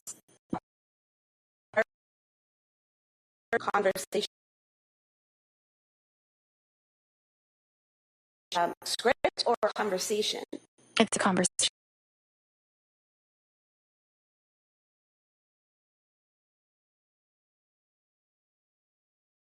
Providing therapy to someone like Ms. Clancy, is that dependent on what she's telling you and then how she's responding to what you're saying, basically a conversation? Yes. Therapy is a lot of listening. Would you say it's more important in therapy for the psychiatrist or therapist to talk or listen? Listen. And why is that? Because that's how you really understand what a person is feeling. Now, is it accurate to state that in every one of your sessions with Ms. Clancy, you told her about individual therapy and encouraged her to attend individual therapy? That was the treatment recommendation each time. I'm not sure if I explicitly mentioned it each time, but I did many times. And you, in fact, wrote it on the work form that we talked about previously on page 104 of the records. It lists, was the patient referred to other healthcare providers for evaluation or treatment? It says yes. If yes, state the nature of such treatments and expected duration of treatment. And it says individual weekly therapy, correct? Yes. And this is the form that the defendant asked you to fill out, correct? Yes. And you sent it back to her, and the first version, she wanted you to make some corrections on, correct? Yes. But she didn't ask you to change that portion, correct? No. And in fact, on the second version, on page 107 of the record, it still says individual weekly therapy recommended, correct, for follow-up? Yes. Would it be accurate to state that the defendant only saw Jennifer McAllister twice the entire time that she was with your practice for therapy? Yes. You were asked about Zoloft being used for general anxiety disorder. Is that a common drug used for general anxiety disorder? Yes. And why is that? Because it's effective and it's safe. You were also asked about the suicide warning on it, that there is a suicide warning. Is that for all ages? No. What ages or groups is that suicide warning for? It's really for children and adolescents. They do say up to 24 years, but it's really children and adolescents. Would it be accurate to state that the defendant was 32 years old when she saw you? That sounds right. Well, if you want to check the records to be sure. Yes. Is that correct? Yes. Okay, so 32 years old is not 3 to 4 years older than 24, correct? No. Why didn't you have to titrate the 50 milligrams of Zoloft? You mean to stop it? Yes. Because it's still a very low dose, so it can be stopped right away. So it wasn't necessary? Not necessary. The defendant waited about a month after receiving the prescription before taking the medication, correct? Yes. And she only took the medication when she decided she was ready to take it, correct? Yes. So she was taking in the information you gave her, correct? Yes. She was making her own decisions, correct? Yes. She was not forced to, correct? Yes. She actually had an appointment in between when you first prescribed it and when she started taking it, where she was still discussing with you whether or not she wanted to take it. Is that correct? Yes. Is that part of the advocating for herself that you were talking about? Yes. Is that part of the medical sophistication that she possessed that you were talking about? Yes. Your Honor, at some point, in light of the fact this is direct, I have to object. Sure, yeah, if you could just not ask the leading question. Sure. I want to direct your attention to the September 12th, 2022 form that the defendant filled out. On page 16 of the record, oh, we have different page numbers, We right? do, but if you just tell me what you're looking at, I can find it. The past psychiatric history.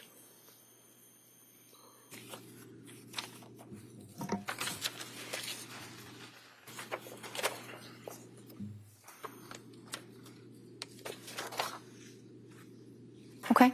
What did she tell you, Ms. Clancy, tell you about the, where it says, if yes, list the reason and dates? What did she tell you? She said anxiety, September 2013 to September 2014, postpartum anxiety, May 2020. And on the following page, under the past or current psychiatric medications, which ones did she list? Prozac, 50 milligrams, and Wellbutrin, 100 milligrams. Is there a column there that says effective yes or no? Yes. What was the defendant's answer with whether or not Prozac was effective? Yes. What was her answer as to whether or not Wellbutrin was effective? Yes. Is there another column there that said experienced side effects? Yes. Did she check off any side effects experienced for Prozac? No. Did she check off any side effects experienced for Wellbutrin? No. Going to the October 20th, 2022 appointment.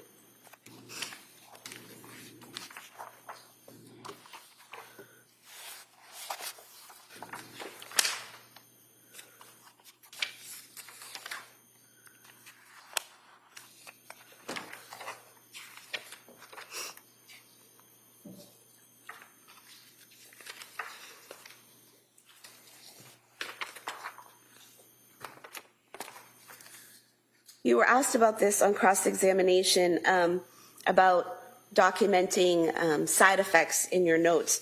Did you document the side effects that the defendant reported from the Zoloft on October 20th, 2022? Yes. And what did you document? Well, I checked the box for GI, but I also talked about the side effects in the interval history. And so what does GI mean? Gastrointestinal. So would that mean stomach issues? Yeah. And what did you put in your notes? Couldn't sleep, insomnia, worse on increased dose, doesn't want to eat, diarrhea, food really unappealing, was more depressed on it, crying all day, yesterday, not normal, mental fog, terrified to start something new. And so you did document the side effects that she reported to you, correct? Yes. You also documented in the interval history, paranoid of getting suicidal thoughts. Was that the defendant's phrasing? Yes. And is there a difference between someone being worried about having suicidal thoughts and someone actually having suicidal thoughts? Yes. And what's the difference in terms of how a psychiatrist sees it? So that's the difference between what a patient might answer and then what the psychiatrist actually assesses. So say a patient might say they're having suicidal thoughts, but when they describe them, they're not actual suicidal thoughts. They're fears of suicidal thoughts. So that's the difference there. And I'm sorry, I think I forgot exactly what your question was. So what's the difference in your training and experience between someone having fears of suicidal thoughts and actually having suicidal thoughts? Well, so if it's a fear, then it means that they're not actually having suicidal thoughts. It's a negative. And does that affect the way you proceed with treatment? Yes, in some ways, yes. How? Well, you still proceed with treatment. It's still concerning, but it is a level of concern that can be managed on an outpatient basis, not requiring hospitalization. And so, according to the defendant, she was not yet having suicidal thoughts at that time. Yes. So when defense counsel asked you repeatedly why you didn't document how many times she had those thoughts, she hadn't had those actual thoughts yet, correct? Correct. That was later in December, is that right? Yes. Now, she also told you that she was worried about that something bad might happen, so she arranged for her mother to stay. Is that correct? Well, she arranged for her mother to stay. I'm not sure if that was because she was afraid something bad was happening, or it just seemed like they needed more help. Okay. So you don't recall the two being together as a thought? Correct. And the fact that she was struggling and arranged to have her mother stay, got support, advocated for herself, would those be protective factors? Yes. How so? So if someone demonstrates that they can advocate for themselves, that they can seek help if symptoms worsen, then that shows that they have good judgment. They can be trusted to present for care if serious safety concerns were to arise. So based on your training and experience with Ms. Clancy, where she says she's worried about getting suicidal thoughts, and she has her mom come stay with her, do you see that as a positive decision? Yes. You were asked about not asking the defendant if she had called the suicide hotline. If a patient denies suicidal ideation, would you typically ask them if they had called a suicide hotline? No, And why not?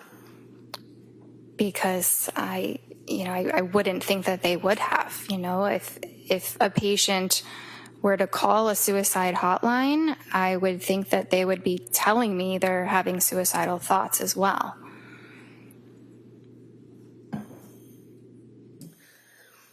You were asked about prescribing hydroxyzine, Ativan, and Buspar. Did you tell the defendant how to take those medications? Yes. What were your instructions? So the Ativan was to take as needed for severe anxiety. The Buspar was to be an everyday medicine. And the hydroxyzine, we had started that to see if she could use that as an alternative to the Ativan. So to take it instead of the Ativan. But if the if the hydroxyzine wasn't working, she still had the Ativan to use, it's stronger. So was there ever an instruction for her to take all three at the same time? No. And you were asked about the contraindications of Ativan and Benadryl. Do you recall that? Yes. Are there contraindications for taking the two together? It's not an absolute contraindication. You have to be careful that the person is not excessively sedated, meaning like they're so sleepy that it's hard for them to, engage in normal activities because they're so sleepy, or maybe they might feel a little bit dizzy. But it's not an absolute contraindication. You just have to monitor them. And is that one of the reasons that you prescribed the hydroxyzine? Sorry, is what one of the reasons? Is the fact that the two of them together, Ativan and Benadryl. Well, let me strike that question. Why did you prescribe the hydroxyzine?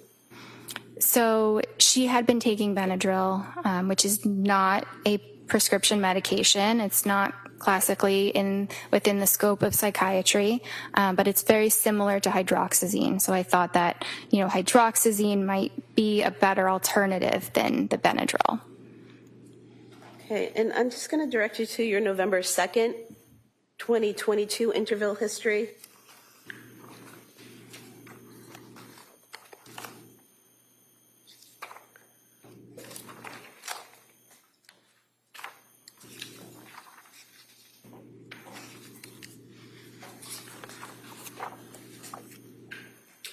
Now, would it be fair to say that on the November 2nd date, the defendant reported she was fine all day, evenings, bedtime, get anxious, Ativan helps, sleeping great on it, afraid to try something else, but knows it's not a long-term solution.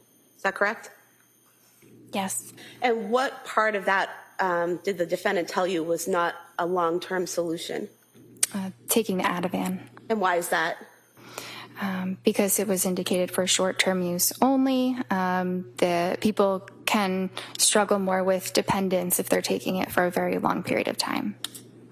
And was there a plan developed based on that concern? Yes, there was. What was the plan? To reduce the dose by 0.25 milligrams every 2 weeks until she was off it. So the defendant was able to express to you a concern she had about the medication, you had a conversation about it, and you addressed that with her and came up with a plan. Is that right? Yes. She also told you that day that she was in therapy and exercising daily, correct? Yes. Did the defendant ever tell you that she went to the South Shore Hospital Emergency Department on November 16th, 2022? I don't recall that. Did she tell you that they had prescribed trazodone to her at that time? I don't recall that. Did she ever tell you that she was trying some alternative methods like weed gummies? No. Do you have any way of knowing these things if the patient doesn't tell you? No. Now, on December 1st, 2022, defense asked you about that date. That's the date that she, again, said she had the fear of thoughts of suicide. Is that correct? Yes. Up until that point, had she consistently denied suicidal ideation or intent or a plan? Yes. Had she consistently denied homicidal ideation, intent, or a plan? Yes. What's the difference? Let me ask you this. When you talk to a patient, do you ask them, do you have suicidal ideation? Not usually. What do you, Not in that way. how do you get that information from them? What types of questions do you ask? It depends how the course of the conversation is going. I might ask if they're having thoughts of hurting themselves, if they, sometimes wish that they weren't alive. It can be a lot of different words, and sometimes I use, the patient's own words, but things like that. And is there a difference between having thoughts of suicide versus having the intent and a plan to do it? Yes. And are there different types of treatment or things that you would do if someone has intent or plan to do it? Yes, that would generally require hospitalization. And so if Ms. Clancy had told you she had thoughts of hurting herself, or actually, if she told you that she had a plan to hurt herself or a plan to hurt her children, would you have moved to commit her? Yes. And that would be a Section 12? Yes.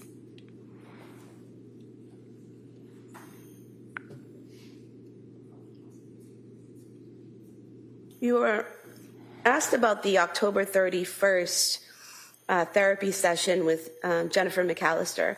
And I know you weren't present from that. You're just going from the records. But you did say that in that session, the defendant denied suicidal ideation and homicidal ideation, correct? Yeah, that's what's documented. Would there be any reason, based on your training and experience, to do that further suicidal intent assessment? No. Why not? Because if someone is denying suicidal ideation, they're just going to deny every other detail about suicide. But that further evaluation, is that very specific questions about planning for suicide, how you do it, all of those things? Yes. You were also asked about evaluating the defendant for bipolar, and you said that she, based on your conversations with her, there were no signs of mania, correct? Correct. What are the types of questions you ask a patient to determine if they've experienced an episode of mania? Well, a lot of it is what I can see in the session. I might also ask about some of those symptoms, like decreased need for sleep, or racing thoughts, or increased risk-taking activities. But even if they're reporting those things, I would have to really see it for myself to diagnose that. And what would you see physically?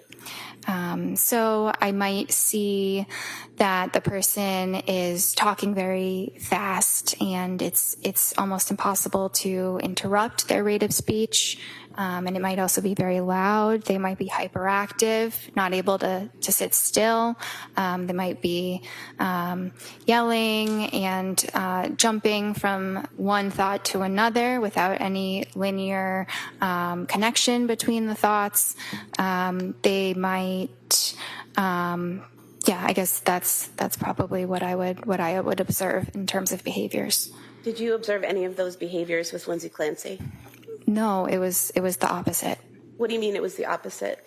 So, the opposite of euphoria is dysphoria or depression. The opposite of hyperactivity is tiredness and fatigue. So, in a way, it was the opposite of mania that I observed. And in terms of the questions you asked about her past behavior, were any of the answers that she gave indicative of mania? No. You were asked about discussing Seroquel with the defendant, even though you weren't the prescriber. Why did you discuss that medication with her? Because the patient was asking about it, and her husband was also asking me about it. They really wanted my opinions about it. It wasn't necessarily that I was prompting this line of conversation. And what did you tell them about it? Well, I shared that it has very good evidence for treating depression, and I may have shared that Seroquel does different things at different doses, right? So sometimes people are concerned that it is called an antipsychotic, but it actually doesn't function as an antipsychotic until you get up to really high doses, like 800 milligrams. So in low doses, it's more of a sleep medicine or an antidepressant. So I think that I explained that to them, and it's obviously a very important part of it. But they were also concerned about that causing the depression that she was experiencing. So we talked a bit about how you would tell. You know, it can be hard to tell whether a medicine is causing that or it's just occurring because of depression. What did you tell them in terms of how to tell? That it's really based on the timing. If you were to notice a significant decline after starting or increasing the medication. And prior to Ms. Clancy taking the Seroquel, had you noticed signs of depression in her? Yes. And after she was off of the Seroquel in January, did you see signs of depression in her? Yes. So that was completely off of Seroquel, both before and after, still showing signs of depression. Yes. During January, the defendant told you she had trouble getting out of bed. Is there a specific visit? I think it was right after she got out of the hospital. Maybe your first or second visit with her.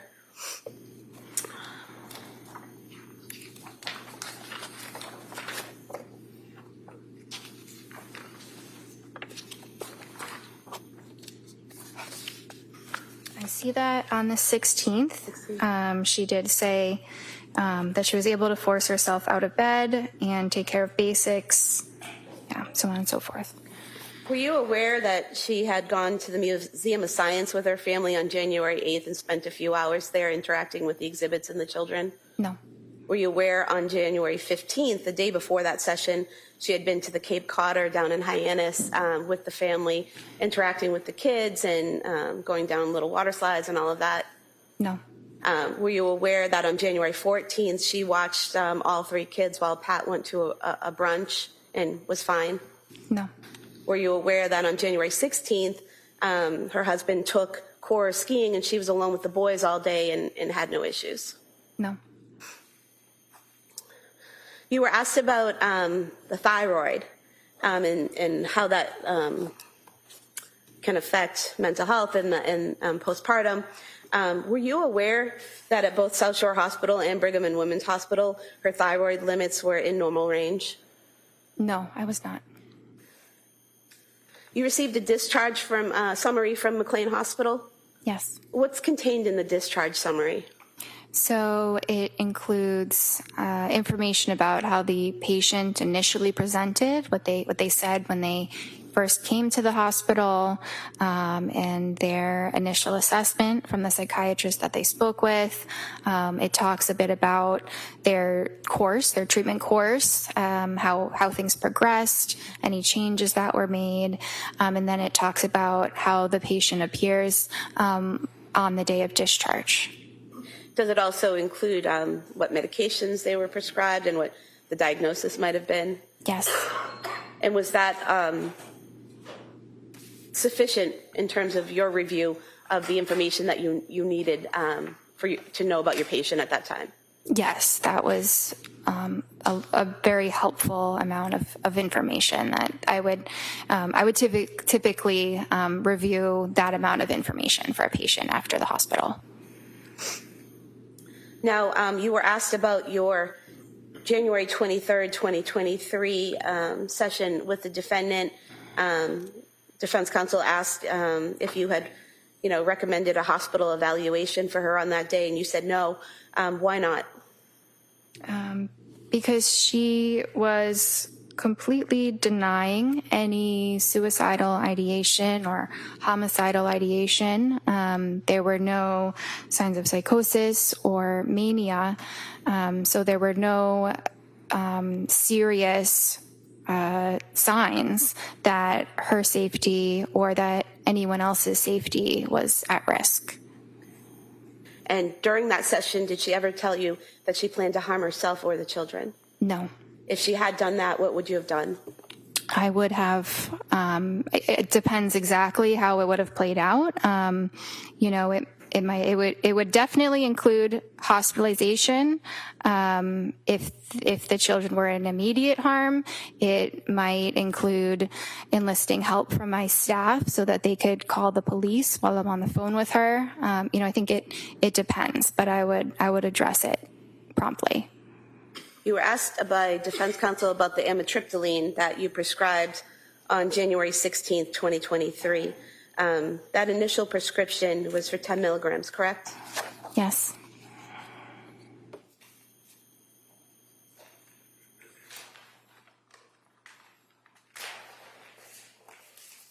Displaying the bottle from exhibit 155 of amitriptyline. Would you agree with me that this shows that the prescription was filled on that same day, January 16th, 2023? Yes. And out of this pill bottle here, there were 30 pills in this prescription, correct? Yes. And there are 8 pills missing from this bottle. So filled on January 16th, 16th, 17th, 18th, 19th, 20th, 21st, 22nd, 23rd would be 8 days, correct? Mm-hmm. And on the 23rd is when you said she could raise it to 20 milligrams? Yes. So if there are only 8 pills missing, she never took that additional dose, correct? That's what I would think based on what you just said. So the amitriptyline, increasing it from 10 milligrams to 20 milligrams, wouldn't have pushed her over the edge, correct? Well, if she didn't take 20 milligrams, then that's correct.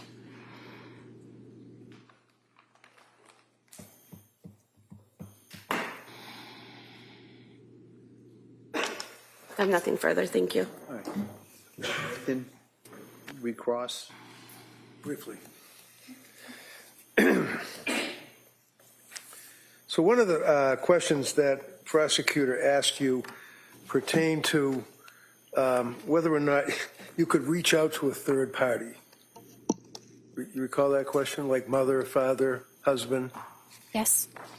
And we already on cross talked about that you didn't, and they didn't call you, but then the DA also raised that, and you said you didn't have HIPAA permission. You recall just telling that to the jury? Yes. That was an additional detail. All right. So what does that mean? Well, HIPAA is the privacy law for patients, which we have to respect and honor very diligently.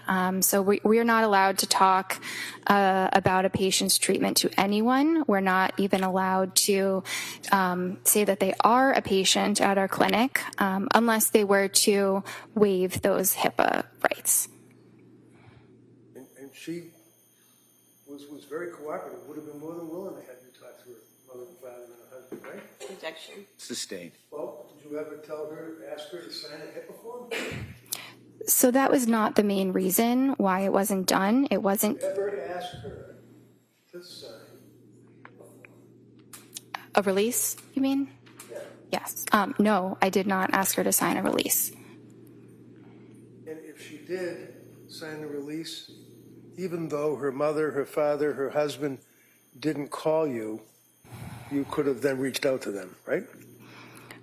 I could have, but it is not typically something that is done when you have an adult patient who's able to speak for themselves. Yeah, what is that? It's not typically done when? When you have an adult patient who is able to speak for themselves. My God, you don't call the parents that she's living with because they're helping her or her husband? No. Because why? She's able to advocate for herself? Yes.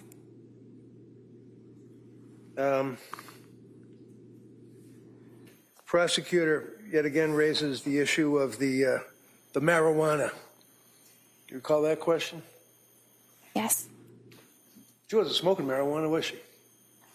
She did not tell me she was smoking marijuana. Did she tell you that she was using marijuana? No. Did she tell you that she was using gummies? No.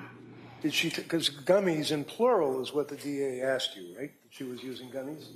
Yes. Now, I asked you about getting access to the Women and Infants Hospital records, which you did not. Right? I did not. And we already went over that. You could have, if you asked for them with a HIPAA form, right? Objection, didn't ask about those records. I don't care if she asked about the It's records. beyond the scope. Overruled. You can ask that question. She asked you about marijuana gummies, right? Yes. Okay. Your Honor, I would offer the Women and Infants Hospital records from Rhode Island dealing with Lindsay Clancy. No objection. Okay, they may be admitted. I just want to look at them at some point to make sure it's a clean copy. Sure, yeah. Before it goes to the jury, you can review it.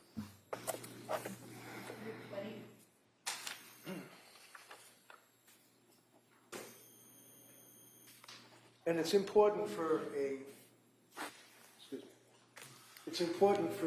patient to be forthright when asked questions by their provider, right?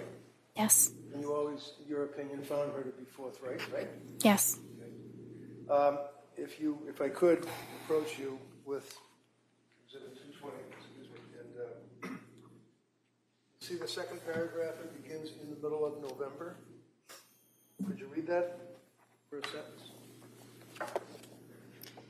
In the middle of November, she tried taking a marijuana edible to help her sleep, which caused her to have increased anxiety and palpitations.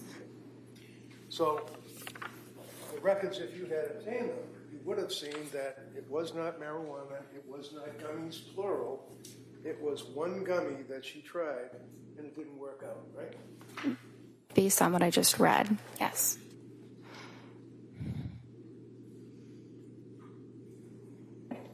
Then you told us that there's a difference between a thought of suicide versus a plan of suicide, one of which would result, in your words, were a commitment, right? Yes. What does that mean? Thought versus plan equals commit. A suicidal plan means that they are, they know exactly what they're going to do to end their life, what they're going to use, maybe when they're going to do it, they've researched it, and that presents an immediate threat, and that is something that would require hospitalization. District Attorney had asked you also about the thyroid levels, and you indicated, or she indicated that they were in the low range at Mass General Hospital, Reed, is that correct? I thought she said they were normal. Oh, I thought she said low, but normal or low, MGH, Mass General Hospital, right? Sorry, what's the question? District Attorney asked you whether or not they were thyroid reads. Do you remember that question? She said her thyroid had been tested. My question now is, do you remember that question that she asked you that you answered with no problem? Yes. Okay. And your response was that, my memory, as jurors it counts, that it was low reads, MGH, and South Shore Hospital. Is that right? I thought she said that it was normal or within normal limits. Almost fine. We'll go with normal. So your memory is that there were thyroid blood level reads of Lindsay Clancy from 2 healthcare providers. Is that correct? Yes. One would be Mass General Hospital, right? I don't remember exactly. I think she said yes. I think she said Mass General. Okay. Do you remember where the other hospital healthcare provider was? It might have been South Shore. Do you know what date those were? No. Those are old reads, weren't they? I don't know. One of the things that the district attorney asked you about on a number of occasions that seems to be important is if the person that you're treating has, I guess, what do they call it, pressured speech? Yes. And you told us repeatedly that you never detected that Lindsay had pressured speech, right? Correct. I'm sorry? Correct. Looking at the record from October 21st, would you... Objection. is writing on this. Well, all right, you know what, I'll ask her to just look at it. Might take a look at it, and if you want to get the actual exhibit, we could do that. All right, so forget all about my sloppy writing. I'm looking here on October 21st of 22, is that correct, right up there? Yes. Okay, Yes. and can you just read this paragraph here for us? No sleep last night. Falls asleep after 40 minutes. Heart racing, severe anxiety. Worrying about kids, baby, sleep. Yawns but not drowsy. Not hyper, pressured speech. What was that? Not hyper what? Not hyper, not pressured speech is what I meant. I know it doesn't say not, but that is exactly what I meant. Wait, when did you see this that you noticed that it did not say not? I don't care what it says. I know what I meant. Well, when you wrote this, you did not say not pressured speech. You said in the medical record, pressured speech, right? No. Does it say that? Yeah, the word is, Does it the say word that? not is right before not hyper, comma, pressured speech. The Right, so two what are does it- following what the does a comma mean not. to you? When you put down in a medical record, heart racing, comma, severe anxiety, comma, worried about kids, comma, baby, comma, sleep, comma, yawns but not drowsy, period. Not hyper, comma, pressured speech. That's what you wrote, right? She did not have Did you pressured write speech. that, doctor? I wrote that, but you're misinterpreting my note. Am I reading this correctly, and the jury will be able to look at it, that you put not hyper, comma, pressured speech? Did I read that right? Yes, but your interpretation is incorrect. As opposed to yours? That's all I have. Just in regards to what was raised there. Yes, just two brief issues. Approaching you with your records from October 21st, 2022, the section labeled speech, where there are all the boxes where you can put pressured, word salad, all of the different things. What do you check off for speech on October 21st, 2022? Appropriate. And defense asked you about the thyroid levels. Would it be accurate to state that I asked you if you were aware that her levels were normal at South Shore Hospital and Brigham and Women's Hospital? Yes. And your answer was no, correct? No, I was not aware. Because you don't have those records, correct? Correct. Thank you. Do we have any clue as to how old they were? I don't know. You're asking me about something I never saw. All right. Nothing further. All right, anything further? All right, thank you, Doctor. You may step down. Thank you.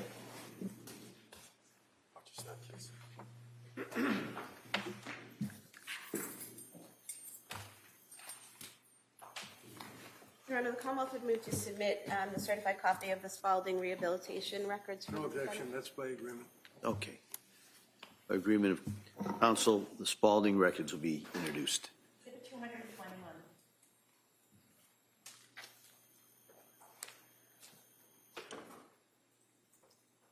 Can I call the next witness? Please, council. Commonwealth would call Julie Paul.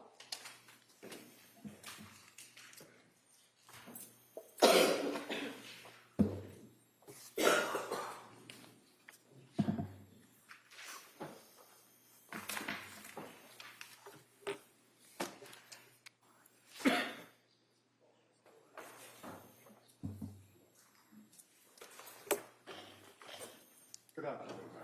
Stop right there, raise your right hand to the flag. Good afternoon. Do you solemnly swear that the testimony and the evidence you should give to the court and the jury in the matter now having reached the Commonwealth and the defense absolutely to the Constitution. Thank you. You may have a seat. Watch yourself, please. All right, good afternoon. Good afternoon. All right. Yes, Attorney Buckingham, please. Thank you. Good afternoon. Good afternoon. Could you please tell the jury your first and last name? Julie Paul. And what do you do for work? I am a psychiatric mental health nurse practitioner, board certified. And can you tell us a little bit about your educational background? Sure. I graduated in 1991 from St. Anselm College with my nursing degree, worked as a labor and delivery nurse for 17 years, and then graduated in 2006 from Frontier Nursing University with my midwifery degree. And then in 2018, I graduated from Frontier Nursing University with my psychiatric nurse practitioner degree. I also have a perinatal mental health certification from Postpartum Support International from 2018. Okay. Are you also a certified midwife? Yes, I am. And are you licensed in the state of Massachusetts to be a psychiatric nurse practitioner? Yes, I am. And what is required in order for you to become certified to be a psychiatric nurse practitioner in Massachusetts? I attended a certified program, did 2 years additional training, and then took the certification exam through the ANCC. And can you tell us a little bit about your work history, your work background? Sure. Like I said, in New Hampshire, I worked as a labor and delivery nurse before transferring to Massachusetts in 2006 to work as a certified nurse midwife. And then in 2018, I started the perinatal behavioral health program at South Shore Hospital as a psychiatric nurse practitioner. And so the perinatal behavioral health clinic, explain to us a little bit about how that came about. Sure, there's a lack of resources on the South Shore for pregnant and postpartum people with mood disorders. So I really felt compelled, because I had a couple clients that really struggled with mental health issues as a nurse midwife, and really wanted additional education and being able to prescribe for them and take care of them in a proper way. So I went back, got my Psych NP, and then worked with South Shore Hospital to establish the program. And where was the program actually located? It was located right in Weymouth, Massachusetts. And you said you worked with the South Shore Hospital? Correct. So the clinic is tied to South Shore Hospital in the South Shore Health System. Yes, it is. Now, when did you start that program specifically? When was it up and running? 2018 is when I started, in October of 2018. Okay. And what, did you do that by yourself, or did you have other practitioners that were doing that with you? Initially, it was just me. I started doing it 2 days a week and then grew the program gradually over the next year or two. And what makes up this program other than you? So at the time, when it was just me, I just saw patients 2 days a week, and then gradually built up to 5 days a week. And we included a therapist in the team, 2 additional prescribers. We also worked with women with substance use disorders as well, so we had additional support that way. And then when the building grew, we also had the Bridge Clinic on the other side, and then we were on the other side of that program. And what's the Bridge Clinic? The Bridge Clinic works with people with substance use disorders. And all of this is kind of under that umbrella of what's classified as South Shore Behavioral Health, correct? That's correct. Now, as the clinic grew, did your role there change? I'm sorry, can you repeat that? As the clinic grew to what you described as having additional therapists and other prescribers on staff, did your role there change at all? I became the director of the program. And as director of the program, did you still see patients? Yes, I did. And was that at the same level as it had before, or did it decrease because of your administrative roles? It actually increased because I increased my hours to 5 days a week. I did have a little bit of administrative time. Okay. And can you tell us a little bit about how the clinic would work for a woman who is coming in either during the birth period or prior to birth and after birth? What kinds of things would they be offered at the clinic? So I'd receive a referral, and then the client would come in. We would do a 90-minute intake. When they left, when it was just me, I was using outside therapists, that sort of thing. But as the program grew, we had moms groups run by doulas. We had therapists that was brought in from Aspire, but part of our program embedded within our program. And I brought in 2 additional prescribers as well as nursing staff. And when you talk about people as prescribers and your role as a psychiatric nurse practitioner who could prescribe, what were you offering to patients as part of this clinic as a prescriber? We were offering the proper medication for anxiety, depression, mood disorders, really any psychiatric disorder that came in, mostly for pregnant and postpartum people up to 2 years postpartum. We also offered therapy focused on sleep hygiene, really looked at the whole person, not just medication management. And fair to say that the medication is one piece and the therapy is another piece, and this is part of a team approach that you had at the clinic. That's to correct. Address all these resources for patients. That's correct. So while you, as the psychiatric nurse practitioner, might have been a prescriber, you were you also engaged in the therapy or psychotherapy? I would do supportive therapy, but I'm not a therapist. I mainly am responsible for assessing, diagnosing, prescribing, but I also really understand the importance of sleep, nutrition, and exercise. And so, being that you had a history of working as a midwife and working as a nurse in labor and delivery, do you have a lot of experience with moms or women who are in that postpartum period? Yes. And how about your experiences with diagnosing and prescribing for women in that period? Do you have experience in that? In the labor and delivery realm, as a nurse midwife, yes, I diagnosed like labor and that sort of thing, and even depression, anxiety, not to the extent of higher acuity psychiatric conditions, but as a psychiatric nurse practitioner, I did. Okay. And as far as your role at the perinatal behavioral health clinic, fair to say that your primary patient base was all going to be women who are either pregnant or after birth? Correct. And a part of this team approach at the clinic, is it also to work on developing a treatment plan for patients when they come in? Correct. And so what encompasses a treatment plan generally? Generally, if it were a situation where we were referring them for therapy, then we would work with the therapist to kind of bring in the client to figure out what their needs are, and then really stress whatever. The therapist works on certain aspects of the therapy that we kind of work together, but not in tandem, kind of. We talk, but not to the extent we each are in our own disciplines. Okay. And as far as the resources that the clinic had available to you, is it fair to say that there are certain types of therapy, for instance, cognitive behavioral therapy or dialectic behavioral therapy, that are not necessarily encompassed with the social workers that you work with at the clinic? Our social workers primarily did cognitive behavioral therapy. We did group therapy for more social support. What I did mainly was just supportive therapy. Okay. And would you oftentimes, through the clinic, refer clients out to other local community providers? Yes, we would. Now, as the psychiatric nurse practitioner, does medication play an important role when you are dealing with a particular patient that came into the clinic? Yes, it does play a role. And how is it that you determine what's the appropriate medication track for any given patient? We do proper screening, and then we do a complete interview with the client, and then based on what their responses are, together we work as a team to develop the best medication options or treatment options for that client. When you say work as a team, does that include the patient themselves? Absolutely. The patient is the most important part of the team.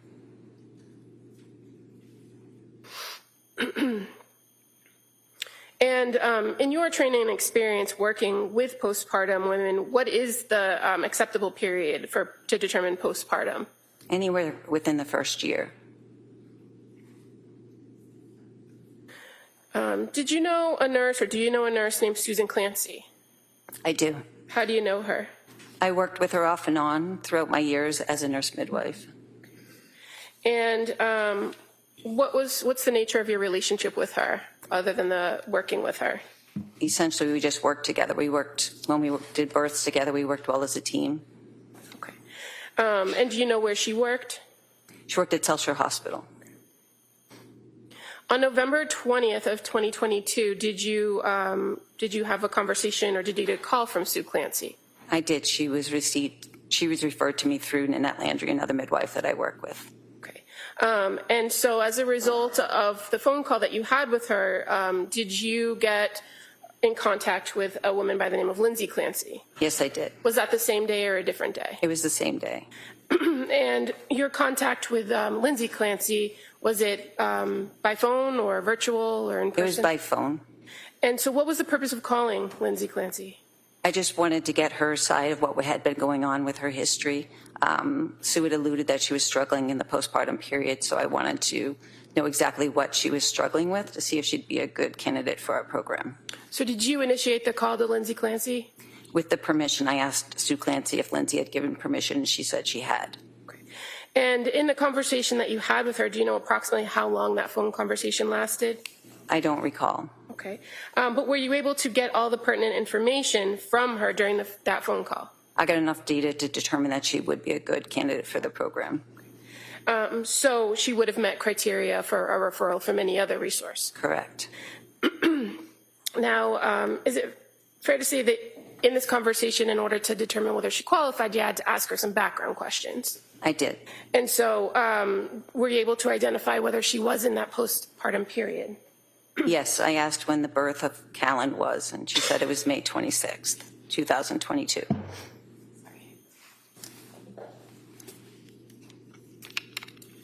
And so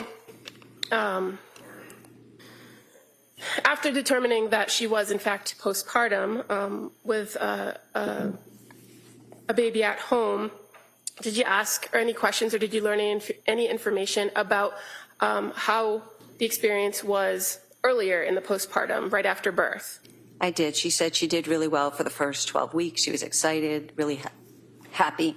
And then when Patrick went back to work, she said she started to struggle with some anxiety. And you knew Patrick to be her husband, Patrick Clancy? Correct. And do you recall her indicating that she was having difficulty leaving the baby, that she was feeling overwhelmed and having racing thoughts? Yes. Okay. And so in your training and experience, are those things that you would hear from new moms? It was very typical of what I'd hear. Did you learn from her whether she had engaged with any other treatment prior to contacting or prior to you having this conversation with her? She did say that she had met with a psychiatrist. She didn't give the name. And then she had also said that she had been in the emergency room a few days prior to. Okay. And were you able to determine that was actually the South Shore emergency room? Yes, it was. And that would have been on November 16th of 2022? Correct. Now, in addition to seeing a psychiatrist, did she identify to you some medications that she had been taking up to that point? She did. She said she had trialed Zoloft for 1 week. She also said that she'd been trialing Ativan and Benadryl, which worked the best to help her sleep. She identified she had questions about Buspar, didn't say specifically whether she had been prescribed that or not, but that she had questions about Buspar. Okay. And did she mention anything about that combination of Ativan and Benadryl in her treatment history that was of concern to her? Just that she had been taking it for 2 weeks. It worked really well, but then she was getting concerned about dependence, so she self-weaned herself off of that. And were you aware, did she tell you that she had been prescribed trazodone after that? Yes, after she went to the emergency room, she was prescribed trazodone. Did she indicate whether the trazodone gave her any relief to her sleep issues? She said she was able to fall asleep, but it was having difficulty staying asleep. Did she also indicate to you that one of her goals was not to be on long-term medications? Yes, she did. And based on this initial phone conversation, did you recommend that she come in for an intake appointment? I did. How about the immediate need for sleep? Did you address that with her in the phone I just encouraged her to take the medication that she already had on hand, that if the Benadryl and the Ativan were working, she should take that to help her sleep that night. And we talked the next morning about different options. And also in this initial phone call, did you have a conversation with her about options and risks of various types of SSRIs or continued use of benzodiazepines? Yes, we reviewed that being on SSRI most of the time is preferable than being on benzodiazepines for long periods of time, especially to address her concern about addiction or dependency on the medication. Okay. And is this kind of a normal conversation you would have with somebody to screen them and determine whether the clinic, the South Shore Perinatal Clinic, was an appropriate fit?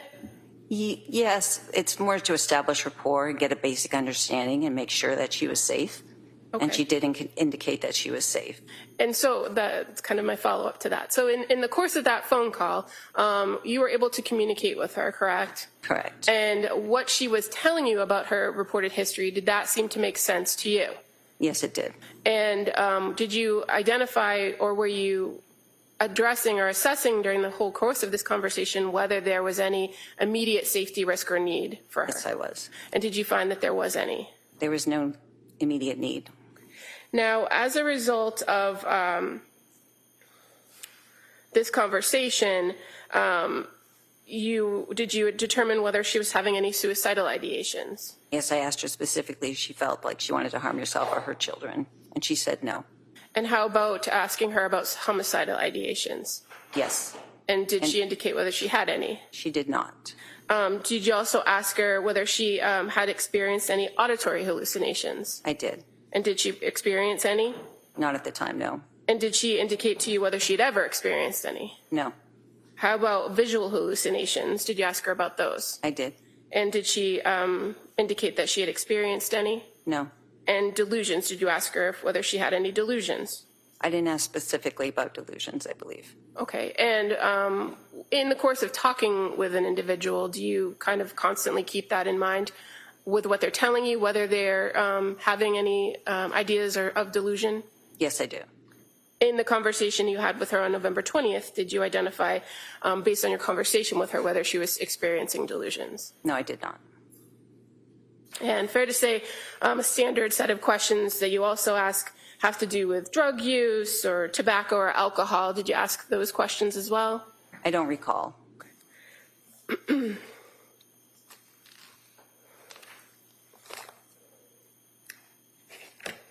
If I were to show you your note, would that refresh your memory? I have my notes right here. I could look at it. Okay. I draw your attention to the note from November 20th of 2022. Yes, I did ask her apparently. And she said no to illicit drug use, tobacco or marijuana or alcohol at that time. Okay. And she also indicated to you that at this time on November 20th that she had stopped breastfeeding. That's correct. Now, did she schedule or did you schedule with her an intake for the next day, November 21st? We did. And at the clinic, what generally is the practice for whether a person appears in person or on a telehealth visit or virtually? Generally speaking, we like to do the intake in person as long as it's feasible. And for her, it was. Okay. And just kind of while we're on that topic, going forward with a patient who's being seen at the clinic, what are the criteria to determine an in-person visit or a telehealth visit? They're given the option about what works best for them. And are there instances where you as a provider might insist a person comes in person? If somebody needs to do like a urine drug screen or laboratory work, we'll have them come in. Or if they seem to be not making sense or having more difficulty. If you like this video, then like, share and subscribe to ET Now World.